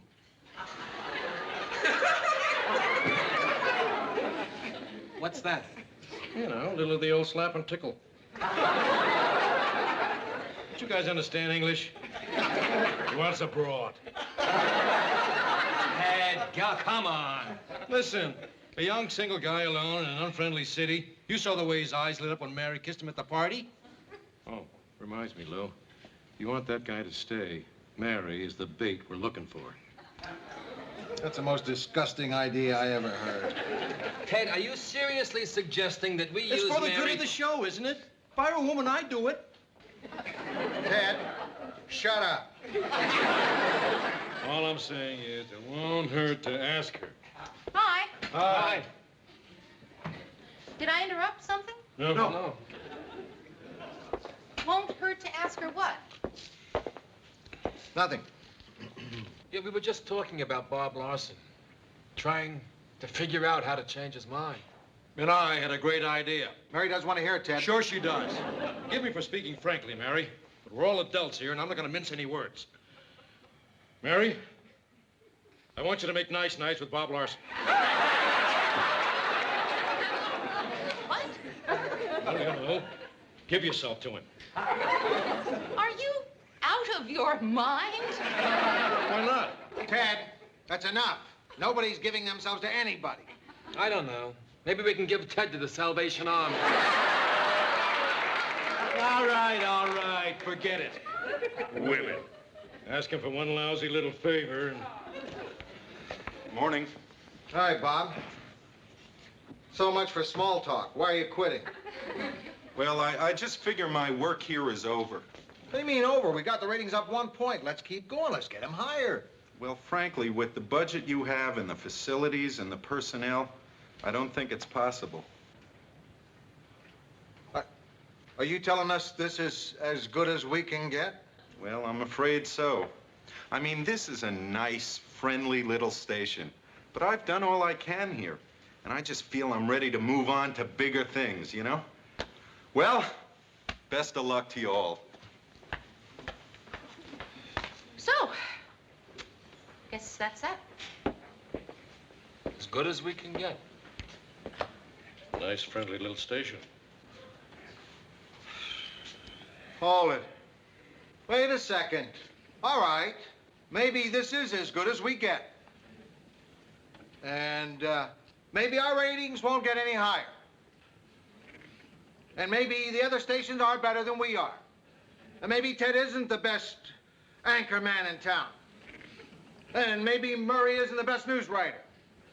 And maybe I'm not the best producer. Lou, you're coming to a butt pretty soon, aren't you? Thought I was. Now I can't remember it. All right. You want to know what the butt is? I'll tell you what the butt is. The butt is, and it's a heck of a butt, too. The butt is, what's wrong with being a nice, friendly little station? Huh? A station where ratings aren't the most important things. A station where people care about each other and respect each other's feelings and really like each other. Okay, look. What if I told you that the station manager just informed me that we got a letter from Eric Severide saying that he was in Minneapolis 3 weeks ago. Now, that's before Mr. Larson got here. That he had seen our show and thought it was the best written, best announced, and best produced show he had ever seen locally. Eric Severide? Severide.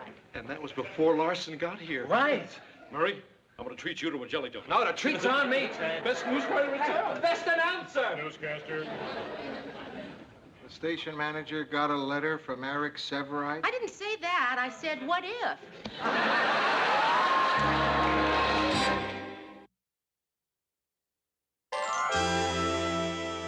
I was just thinking about Bob Larson. I still wish when he threatened to quit, you'd have given yourself to him. You know why? Why? Because if it had worked, I'd have threatened to quit. Ted, I'll tell you what. If you quit, I'll give myself to you. Thanks, Murr. Mary, are you going to put those poems on from the Weatherman again? I don't know. Is that one? Let me see. Yeah. Today the sun was warm and shiny, but tonight you're going to freeze your hiney. Don't think so, Murray.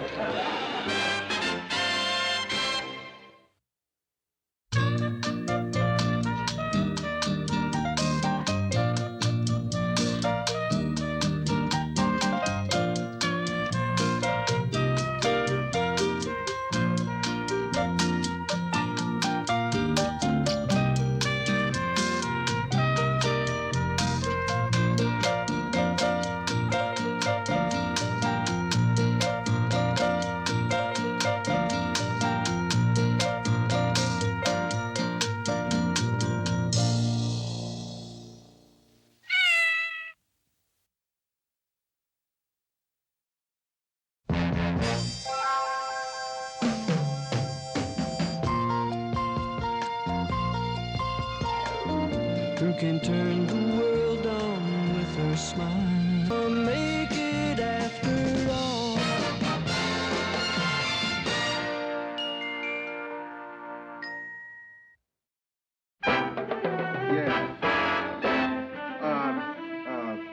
Listen, would you just hold on for a minute, please? Yeah.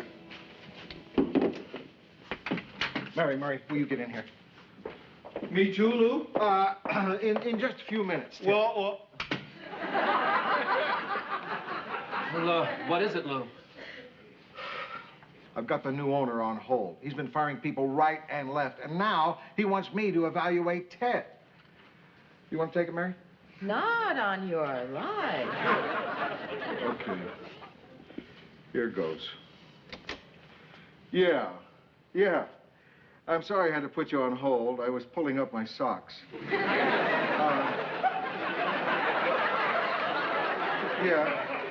Yeah, I know. You want me to evaluate Ted. Well, I think you can judge for yourself how good he is just by looking at the show.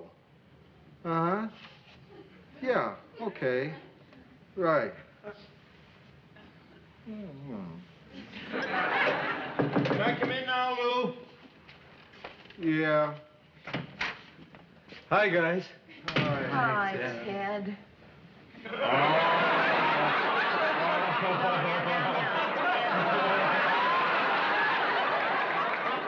Why did you say hi, Ted? What's wrong? Ted, the new owner wants to meet with us all in his office tomorrow morning. And I want to prepare you a little. I don't need any preparation. Just say, Ted, everything is okay. Everything is okay. Say it.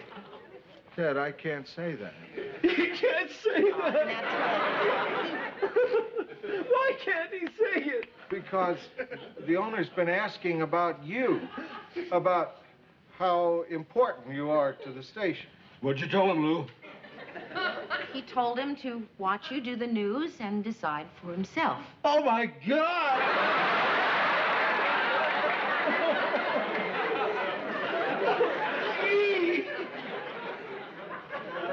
I'm sorry, Ted, but I don't know what I can do about it now.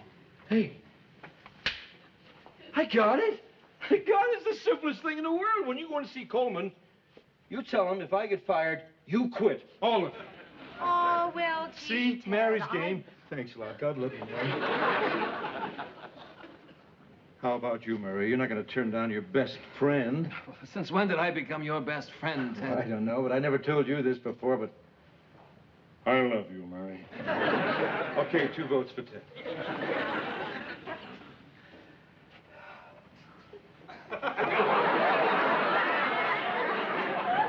What about you, big fella? I hate these small offices. There's no room to crawl.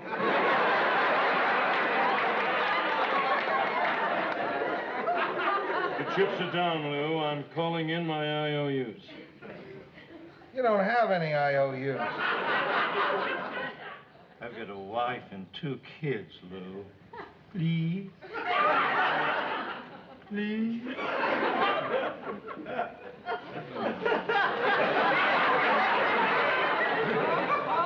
Okay.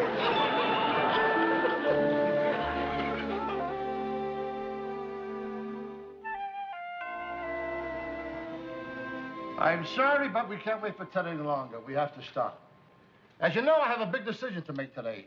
One that affects our news program. As much as I hate to do it, I believe that you got to get rid of anything that's pulling you down. Hi, guys.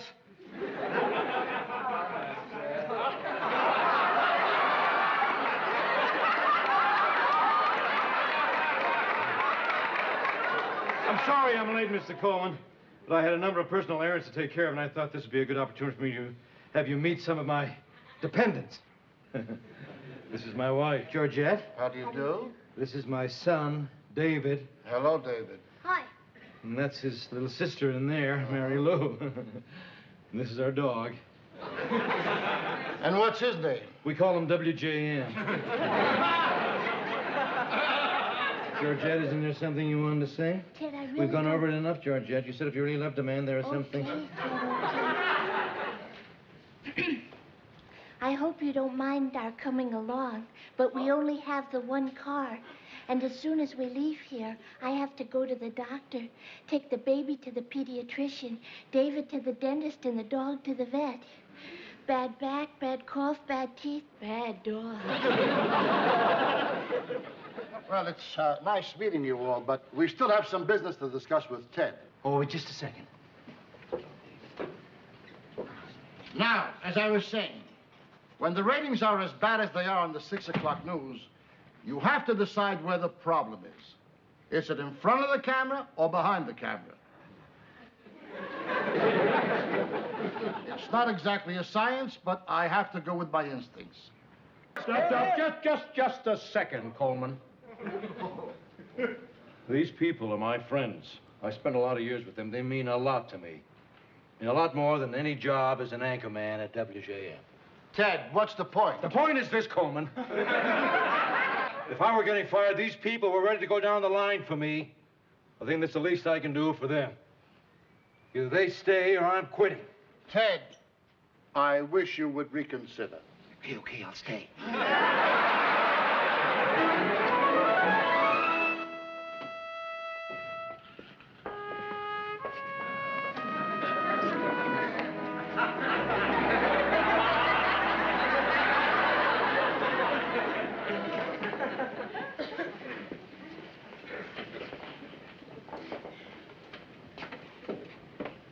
They just told me I was being let go along with the rest of you. Is that true?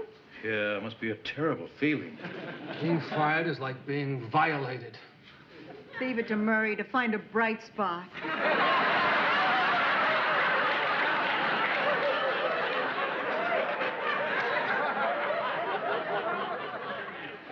That was a terrific speech you made up there, Ted. You think so, Murray? Sure, I thought you'd be mad because I didn't quit, too. No, that's okay, Ted. When a donkey flies, you don't blame him for not staying up that long.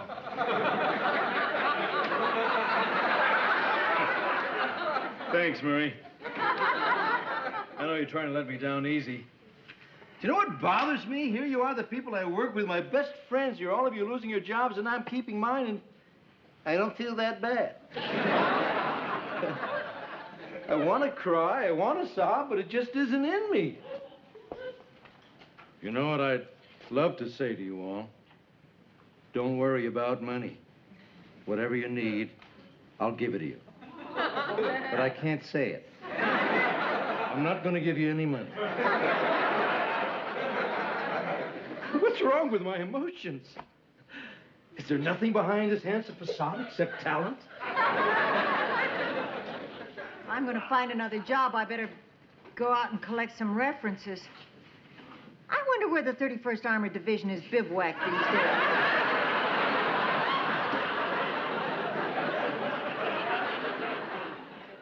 Hey, Mary. How you doing? You know what I'm thinking, Murray? I know this is gonna sound silly if I say it. Try it. I'm not sure I was fired. No, Mr. Grant, really think about it. Mr. Coleman did say very clearly, Ted is staying, and I'm afraid I'm going to have to let the rest of you guys go. See? Now, I'm not a guy. Well, I'm not. And I was just thinking, you know, that maybe he was embarrassed to tell me that I'm staying in front of you. You know, I'm not even sure I would stay anyway. But I just think it would be good to find out whether he meant me or not. He meant you. Maybe he meant me. We don't know that. No, maybe, Mary. Well, it's not going to hurt to double check. No, go ahead. Go ahead. Hello, Mr. Coleman. This is Mary Richards in the newsroom. I was just up in your office with the guys. And I was just wondering, Mr. Coleman, when you were dismissing some of the staff, did you intend to fire me, too? Especially me.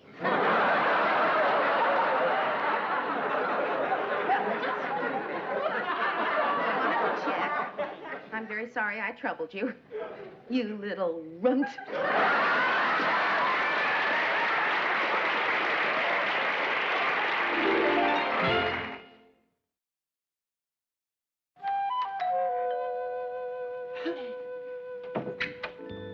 Mr. Grant. Hi.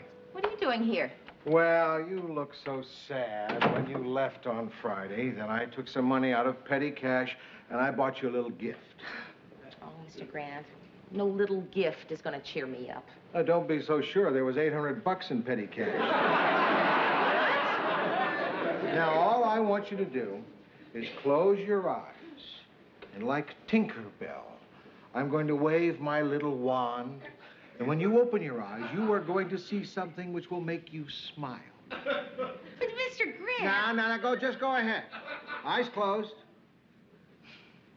Slowly count to 10. 1, 2, 3, 4, 5,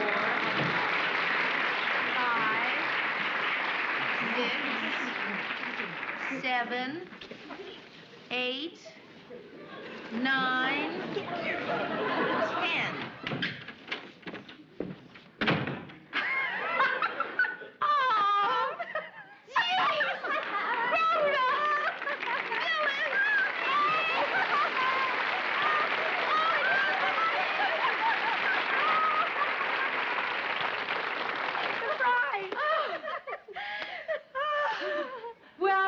Great seeing you again, kid. We gotta go. Phyllis, I was joking. You.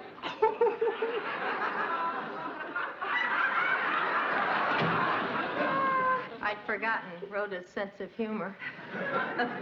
Mercifully. Oh, it's so wonderful to see you two again. I hope you can spend some time. I mean, I'll have plenty of time. I don't have a job as of Monday. Oh, we know.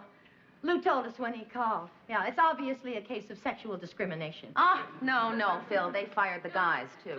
Oh, Mary, you little goose. That was just to cover their tracks.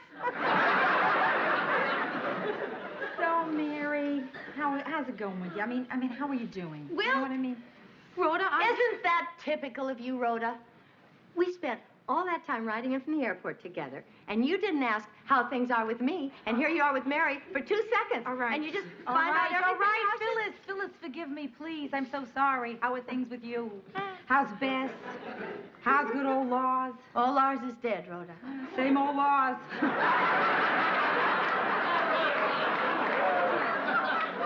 No. I mean, he really passed away. What? Oh, my God, I'm so sorry, Phyllis. I didn't... Oh, Mary, why didn't you tell me? I thought surely Phyllis had told you. Phyllis, why didn't you tell me? I was afraid you might want to come to the funeral. Wonderful being with you again, Phyllis. So how's Joe? Oh, well, Joe and I have split up. I thought you'd heard. I had.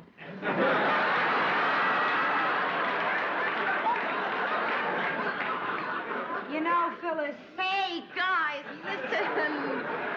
I just can't thank you enough for coming all this way. But look, it's not a disaster, you know? I mean, a lot of people lose their jobs. Right. Mary, you know what I think's a good idea? Listen to this. What? Come to New York for a while. Really, you could stay with me. What fun, huh? You wouldn't have any expenses, and you know there's lots of job opportunities in New York. I don't know why she can't stay with me in San Francisco. I mean, why don't I get to pick up the pieces? All right. San Francisco's All lovely. right, Phyllis, we will compromise. Mary will stay in Minneapolis. Hey, listen. Guys, don't worry about things like that. It's going to be okay. Now, we're going to have a terrific time. What do you want to do? I want you to stop that. Would you please stop that? Mary, we didn't come a collective 3,000 miles to watch you keep a stiff upper lip. Right. Not to watch you keep a stiff upper lip. Go ahead. Feel bad if you want. Feel bad if you want. Mary, I mean, look, you're the one that was fired, right? And here you are trying to entertain us. Now, look, we're here for you. We are, Mary. If you feel good, feel good. But if you feel sad, come on, just let it go. Oh, Rhoda. I know, sweetheart. Aw.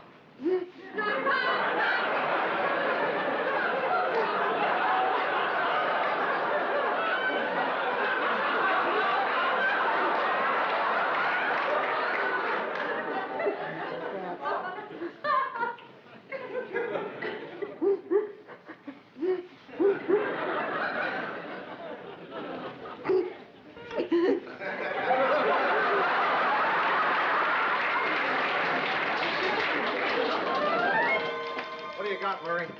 I want us to go out with the best show we've ever done. Oh, Mr. Grant, what's the news matter anyway? It's our last day together. Yeah. Our last day. Now, you just hold on there, you two. I don't want to see anybody moping around here. Yeah, I get your point, Lou. I mean, why make it worse than it is? Exactly. All right. I will act happy. If you'll just let me say this one thing that I thought about last night that I want to say to all of you. And it's really very simple. No. I want happy. Hi, job seekers. Not that happy. I found a job. Oh, that's terrific, Sue Ann. Doing what? Well, it's hard to explain. There's this elderly gentleman who's taking a cruise to the Mediterranean, and I'll be traveling with him as sort of a practical nurse.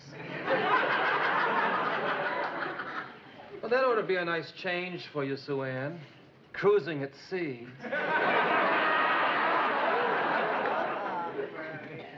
Oh, I can't tell you how sad I am that we're parting. We'll miss the chance to grow old together. I'll never see your scalp turn to silver.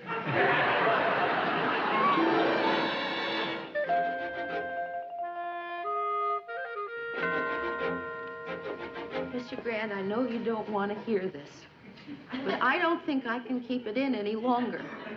So I just want to say... Not now, Mary. The news is on. Causing the out-of-control truck to crash through the wall of Mrs. Ray's bedroom. Fortunately, the 93-year-old Mrs. Ray was not at home at the time, having died the night before. Now, a personal note. Due to some very good opportunities that have opened up elsewhere, news director Lou Grant, news producer Mary Richards, news writer Murray Slaughter, and news hand Sue Ann Nibbins are going to leave after tonight's program to begin exciting new ventures in broadcasting. Last night, as I lay awake in my bed, I wondered, how do I tell these dear friends and colleagues how I feel about them? How, I wondered, do you speak from here instead of here? Well, I finally got an idea. Up here. Finally, the words came to me. I put them down on paper and put them in here. I think I'm going to be sick. Here. I think what I was feeling was best expressed in the lyrics of that wonderful old song. It's a long way to Tipperary. A long way to go. This is Ted Baxter saying good night and good news. Tipperary? You know, I'm never going to forget what Ted said tonight, but I'm sure as hell going to try. Hey, guys, wasn't that a great send-off? Ted, you couldn't have said anything that would make us feel better about leaving. You know something, Mr. Grant? Now that it's over, I don't feel as bad as I thought I was going to. In fact, I feel pretty good. I really do. And I owe it all to you. Thanks. What's the matter? You got ice water in your veins? To realize this is the last time we'll all see this room? Of course I realize it, Mr. Grant. I don't really feel good. That's why I wanted to say to you... Mary, you promised. Mr. Grant, why won't you let me say what I want to say? Because you'll just make a big deal out of it. That's why, and I don't want that. But, don't let me spoil your evening. Let's make this simple. And, in case I don't see you again, I'd just like to say so long. Mr. Grant. No, it's nothing. I was thinking of that truck going through that old lady's wall. Mr. Grant.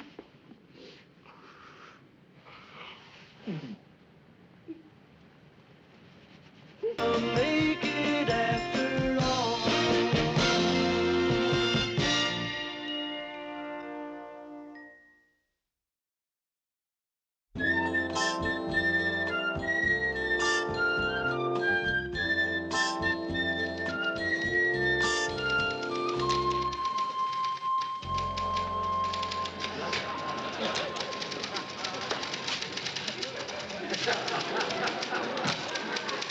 Ted, what are you doing? I'm having some new publicity shots taken.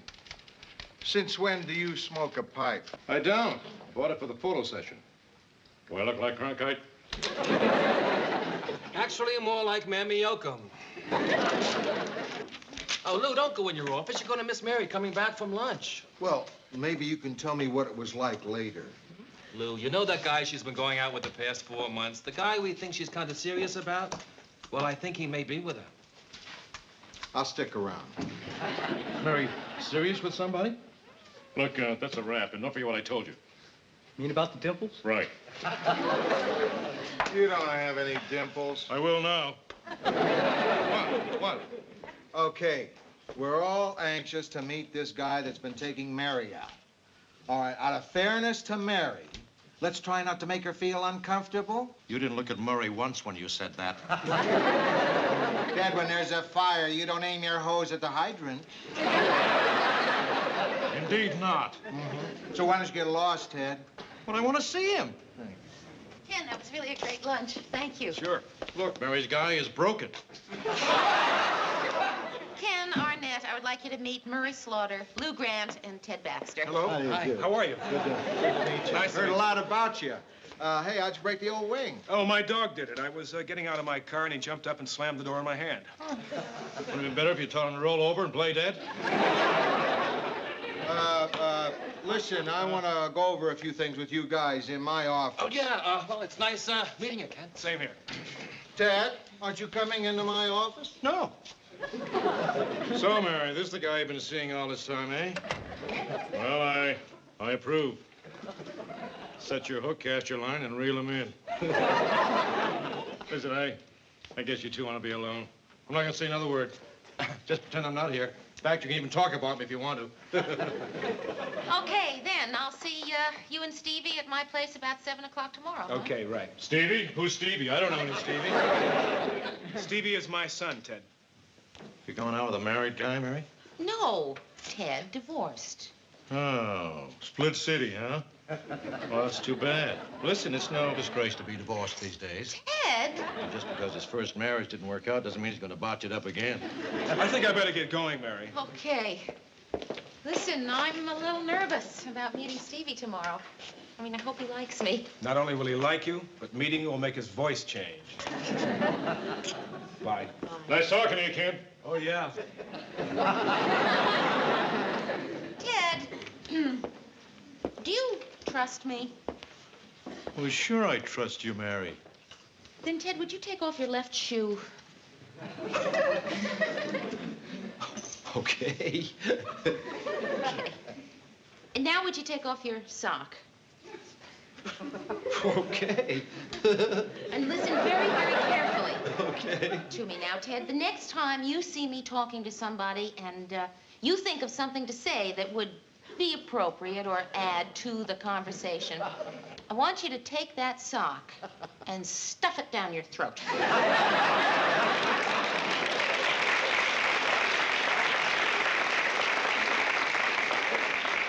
What about the shoe?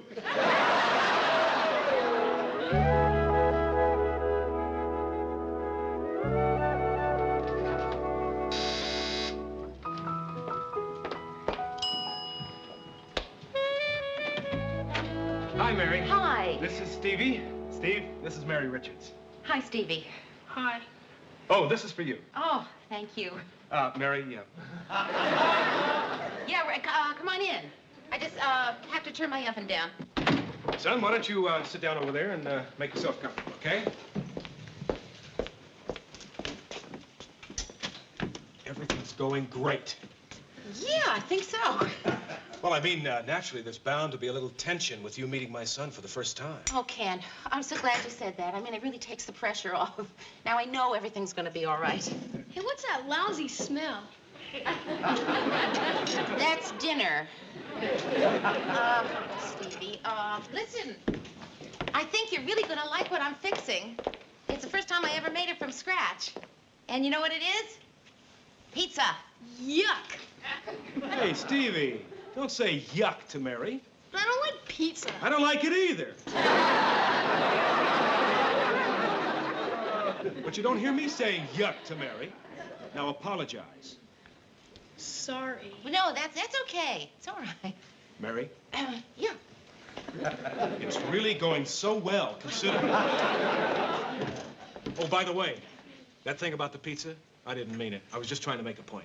Oh, okay. Well, then, I'll tell you what. You and I will have a pizza, and I'll fix Stevie a hamburger. Oh, yeah, but I sort of really wanted you two to, well, I just wanted tonight to be something special.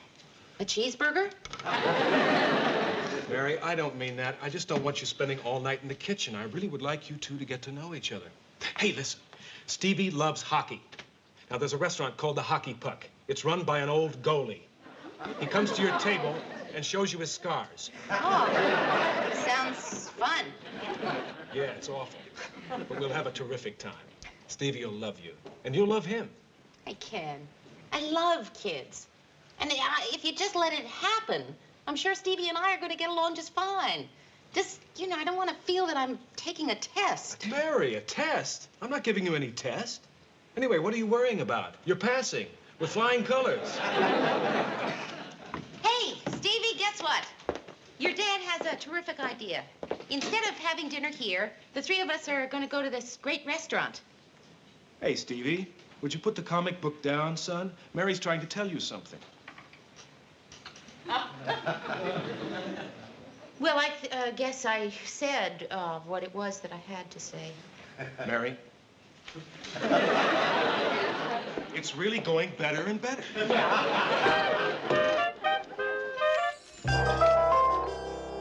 Hey, Lou. Do me a favor and help me pick out the right picture. I'm not crazy about this one. I have sort of a faraway look in it. Not far enough. Hey, this is a great one. See how I captured that thoughtful look? Like an idea just occurred to me? You must have used a time exposure. Come on, Lou. Help me pick out the right pictures. Hey, no, Ted, those pictures aren't bad. What'd they cost you? Nothing. You're kidding. No, I asked him, what do I owe you? And he said, just give me whatever you feel like paying me. Hey, does anybody know what's the matter with Mary today? What do you mean? Well, I just took her to lunch, and when I asked her what she wanted to eat, she said, what's the difference? Well, maybe she just wasn't hungry. And then, right in the middle of her diet plate, she looked up at me and said, you know something, Mary? Life isn't a bowl of cherries. Hey, that's pretty rough talk for Mary. She does sound a little upset, but I wouldn't call it serious. Well, Lou, I haven't told you the worst. All during lunch, her blouse wasn't tucked in. Mary untucked? Yeah, and when I mentioned it to her, she left it untucked. She's really upset. Upset? She's going to hell on a handcart. Hi.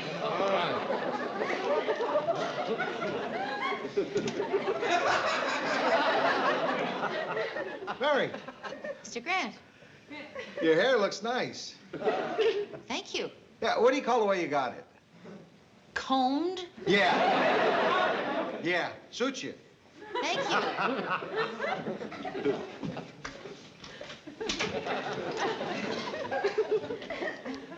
Hard as it is to believe, Mary, I've had my down days, too. Ted, I'm going to be fine. No, you can't be too sure, Mary. I mean, sometimes you can't wait for these things to pass. You gotta get out there and fight them. You know what my mom says? Tears are the river that sweep away the mud of sadness. I guess every mother in the whole world has said that at one time or another. Did your mom ever say that to you, Mary? No. What did she say? I don't know. Brush your teeth.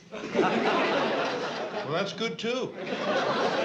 See, the point my mom was trying to make was that if you let out your emotions, it stops hurting. So, Mary, why don't you put your pretty little chin on my shoulder and cry your heart out? Well, Ted, thank you. That's really very nice It'll of you really to want help to you, help, but Mary. I'm not. No, I'm really not that upset. If you're worried about tears falling on my $140 jacket, forget it. No, Ted, it's I not want to do that. this for you, Mary. Ted, really, I'm Please. sorry. No. Lay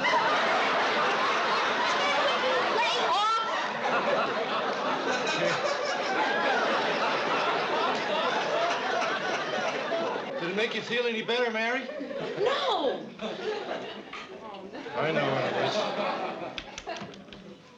You're afraid to open up to a man. What you need is another woman. I'm gonna find you somebody that's warm, compassionate, and understanding. Oh, Sue Ann. See, would you do me a favor? Mary's really got the blouse. Would you stay here and help her until I find somebody that's warm and compassionate? Sue Ann, I don't need any help. I don't know why Ted finds it so hard to understand that there are things that people just don't want to talk about sometimes. I understand, dear. What sort of things? Sue Ann, I really don't want to talk about it. Mary, you help everyone with his problems. You get a lot of credit for it, too. Affection, even. Now, you must help me prove that I can be a giving, understanding, sympathetic person like you. If you don't, I'll turn on you like that.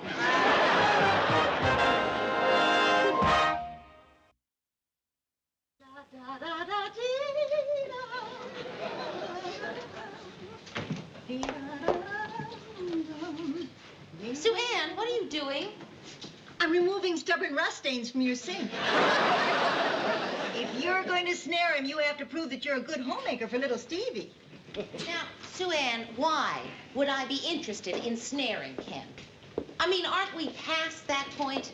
I mean, that whole idea that women are out to snare men.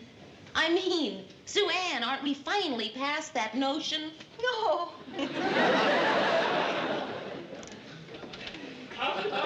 Mary, have you ever tried to relate to Stevie on his own level?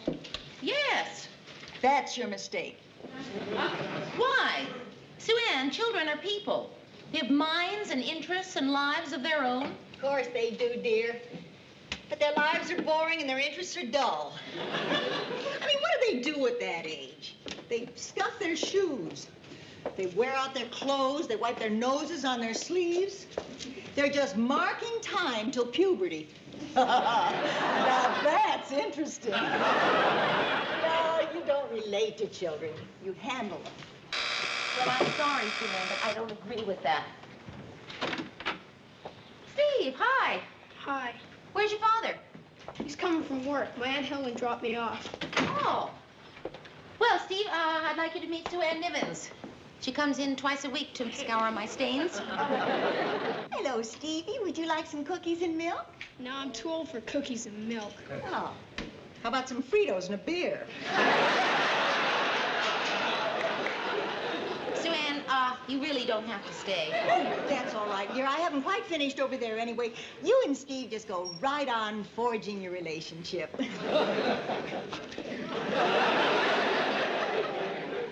What are you reading there? Comic book. What's it about? I don't know. That's why I'm reading it.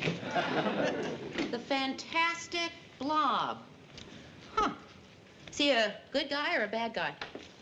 They don't give bad guys their own comic books. Right, of course they don't. I should have realized that. I used to like comic books when I was your age. I used to love Wonder Woman. Do you know her? Sure. I used to love the way she'd ward off bullets with her golden bracelets. Gee, every month I couldn't wait for the next issue to come out. Oh, I remember this one story. When Egg Foo, her arch enemy, had her trapped in this giant mustache of his, and he had her tied up in one end of the mustache, and in the other end of the mustache was her boyfriend. What was Steve Trevor. Right. Well, anyway, just before Egg Foo was about to crush them both, Wonder Woman worked her arm free and twirled her magic lasso around his head, and she cracked it into 1,000 pieces, and the world was safe for democracy once again. I just thought it was wonderful. Do you like Wonder Woman? No, she's too butch.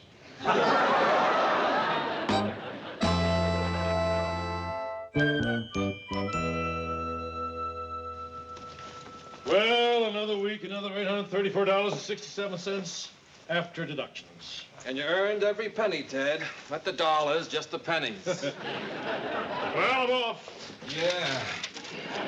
You know, it's been a good week for news. Some good human interest, a couple of juicy scandals, and just enough disasters to be interesting without being depressing. Good work, Mayor. You coming, Mayor? Yep. Well, I hope you have a good weekend. Thanks, you too. I got a big one planned. Maria and I are going to look at a new car. Oh, yeah? What are you getting? Oh, I'm not. My neighbor got one. We're going to pack a lunch and go look at it. Uh-huh.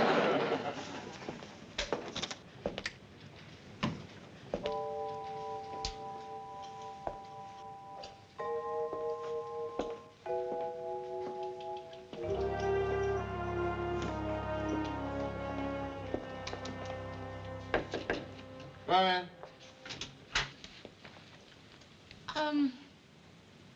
Could I hang out with you for a little while? Yeah.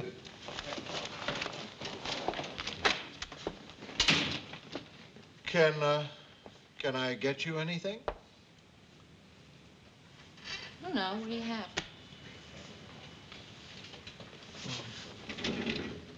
Oh, you're in luck. I have a raspberry lifesaver. Oh, good. Oh, wait. No, it's your last one. I tell you what. You take the last of the lifesavers, I'll take the last of the scotch. I think I'm getting the best of it. You're not kidding. That lifesaver is older than this scotch. Am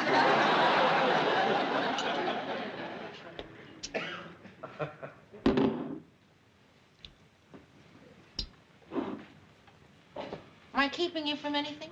Well, actually, I had a poker game about 5 minutes. Oh, well... No. That's all right. Finish your lifesaver.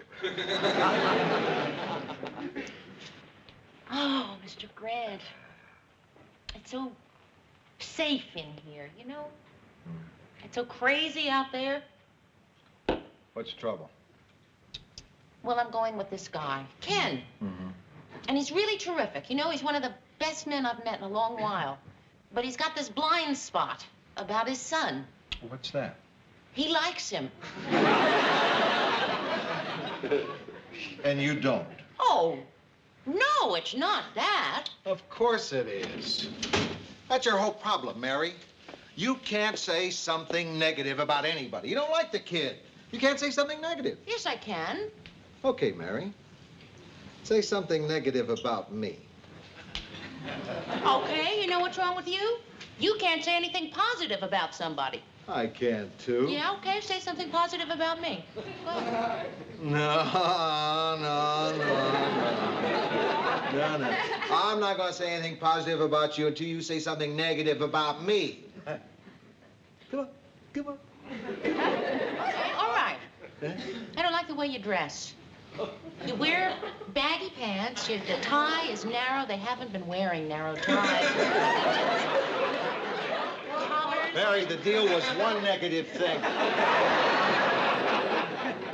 I thought clothes came under the heading of one thing. Pants is one thing. Okay.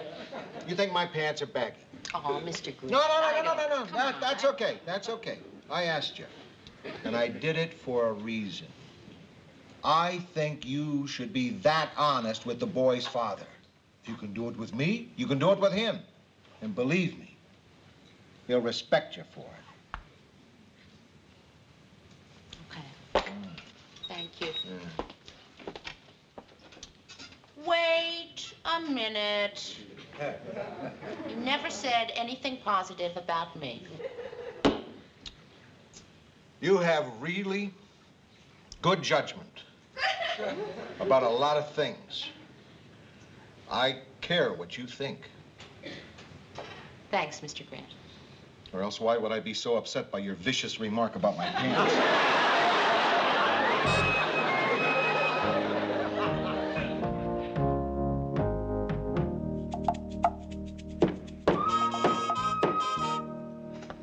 Okay, not too bad for a one-armed paper hanger. Gee, you really went to a lot of trouble. I hope Stevie doesn't suspect. No way. His Aunt Brenda took him to the movies. This is going to be the biggest surprise of his life. Well, Stevie's not back yet. Oh, good. I brought the ice cream. Mary, this is my ex-mother-in-law, Ethel Kendricks. Ethel, this is Mary Richards. It's very nice to meet you. Same here. Well, I'll take this to the refrigerator, and then I'll put the candles on the cake. You know, it just occurred to me that this party might not be too comfortable for you, since I've invited so many of my ex-wife's family. Oh, no, don't be silly. I've been really looking forward to meeting your ex-wife's family. Well, it won't be all that bad. After all, we all have something in common. What? We all love Stevie. Yeah, tough not to love him. Such a wonderful kid, isn't he? Don't you think? Huh? Right, Mary? He really is, isn't he? Well... Stevie's not wonderful? Well, Ken, here's what I think. I think, that kids are people, you know, and,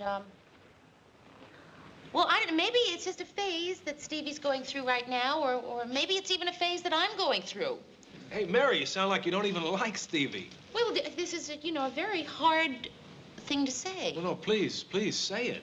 Okay, I guess what I'm trying to say is that even though I realize that things are going to get better, you know, and that probably in a couple of days, even I'm going to just love Stevie, right now, I just don't like Stevie.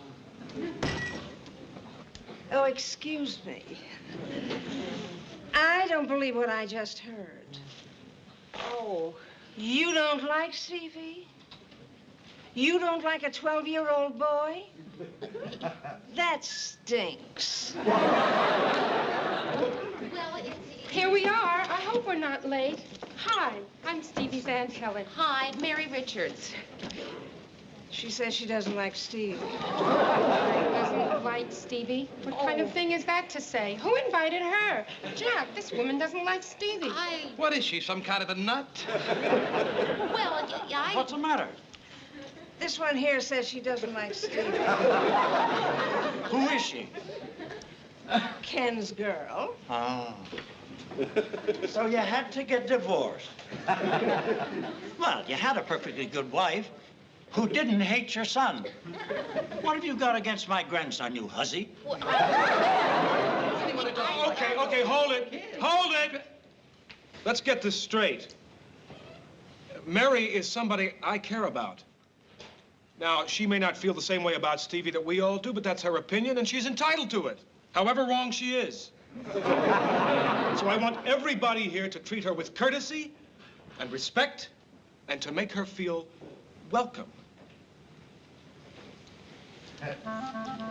I'm so glad you could come. It's really been pleasant. I love your pantsuit. Let's have lunch sometime.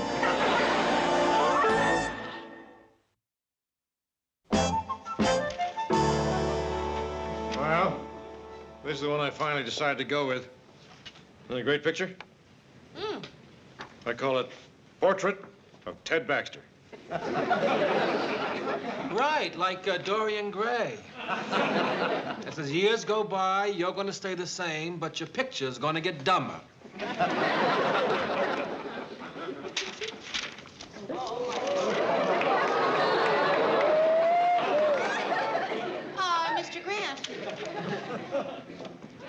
that way because of what I said about your clothes? No, I'm going to a funeral.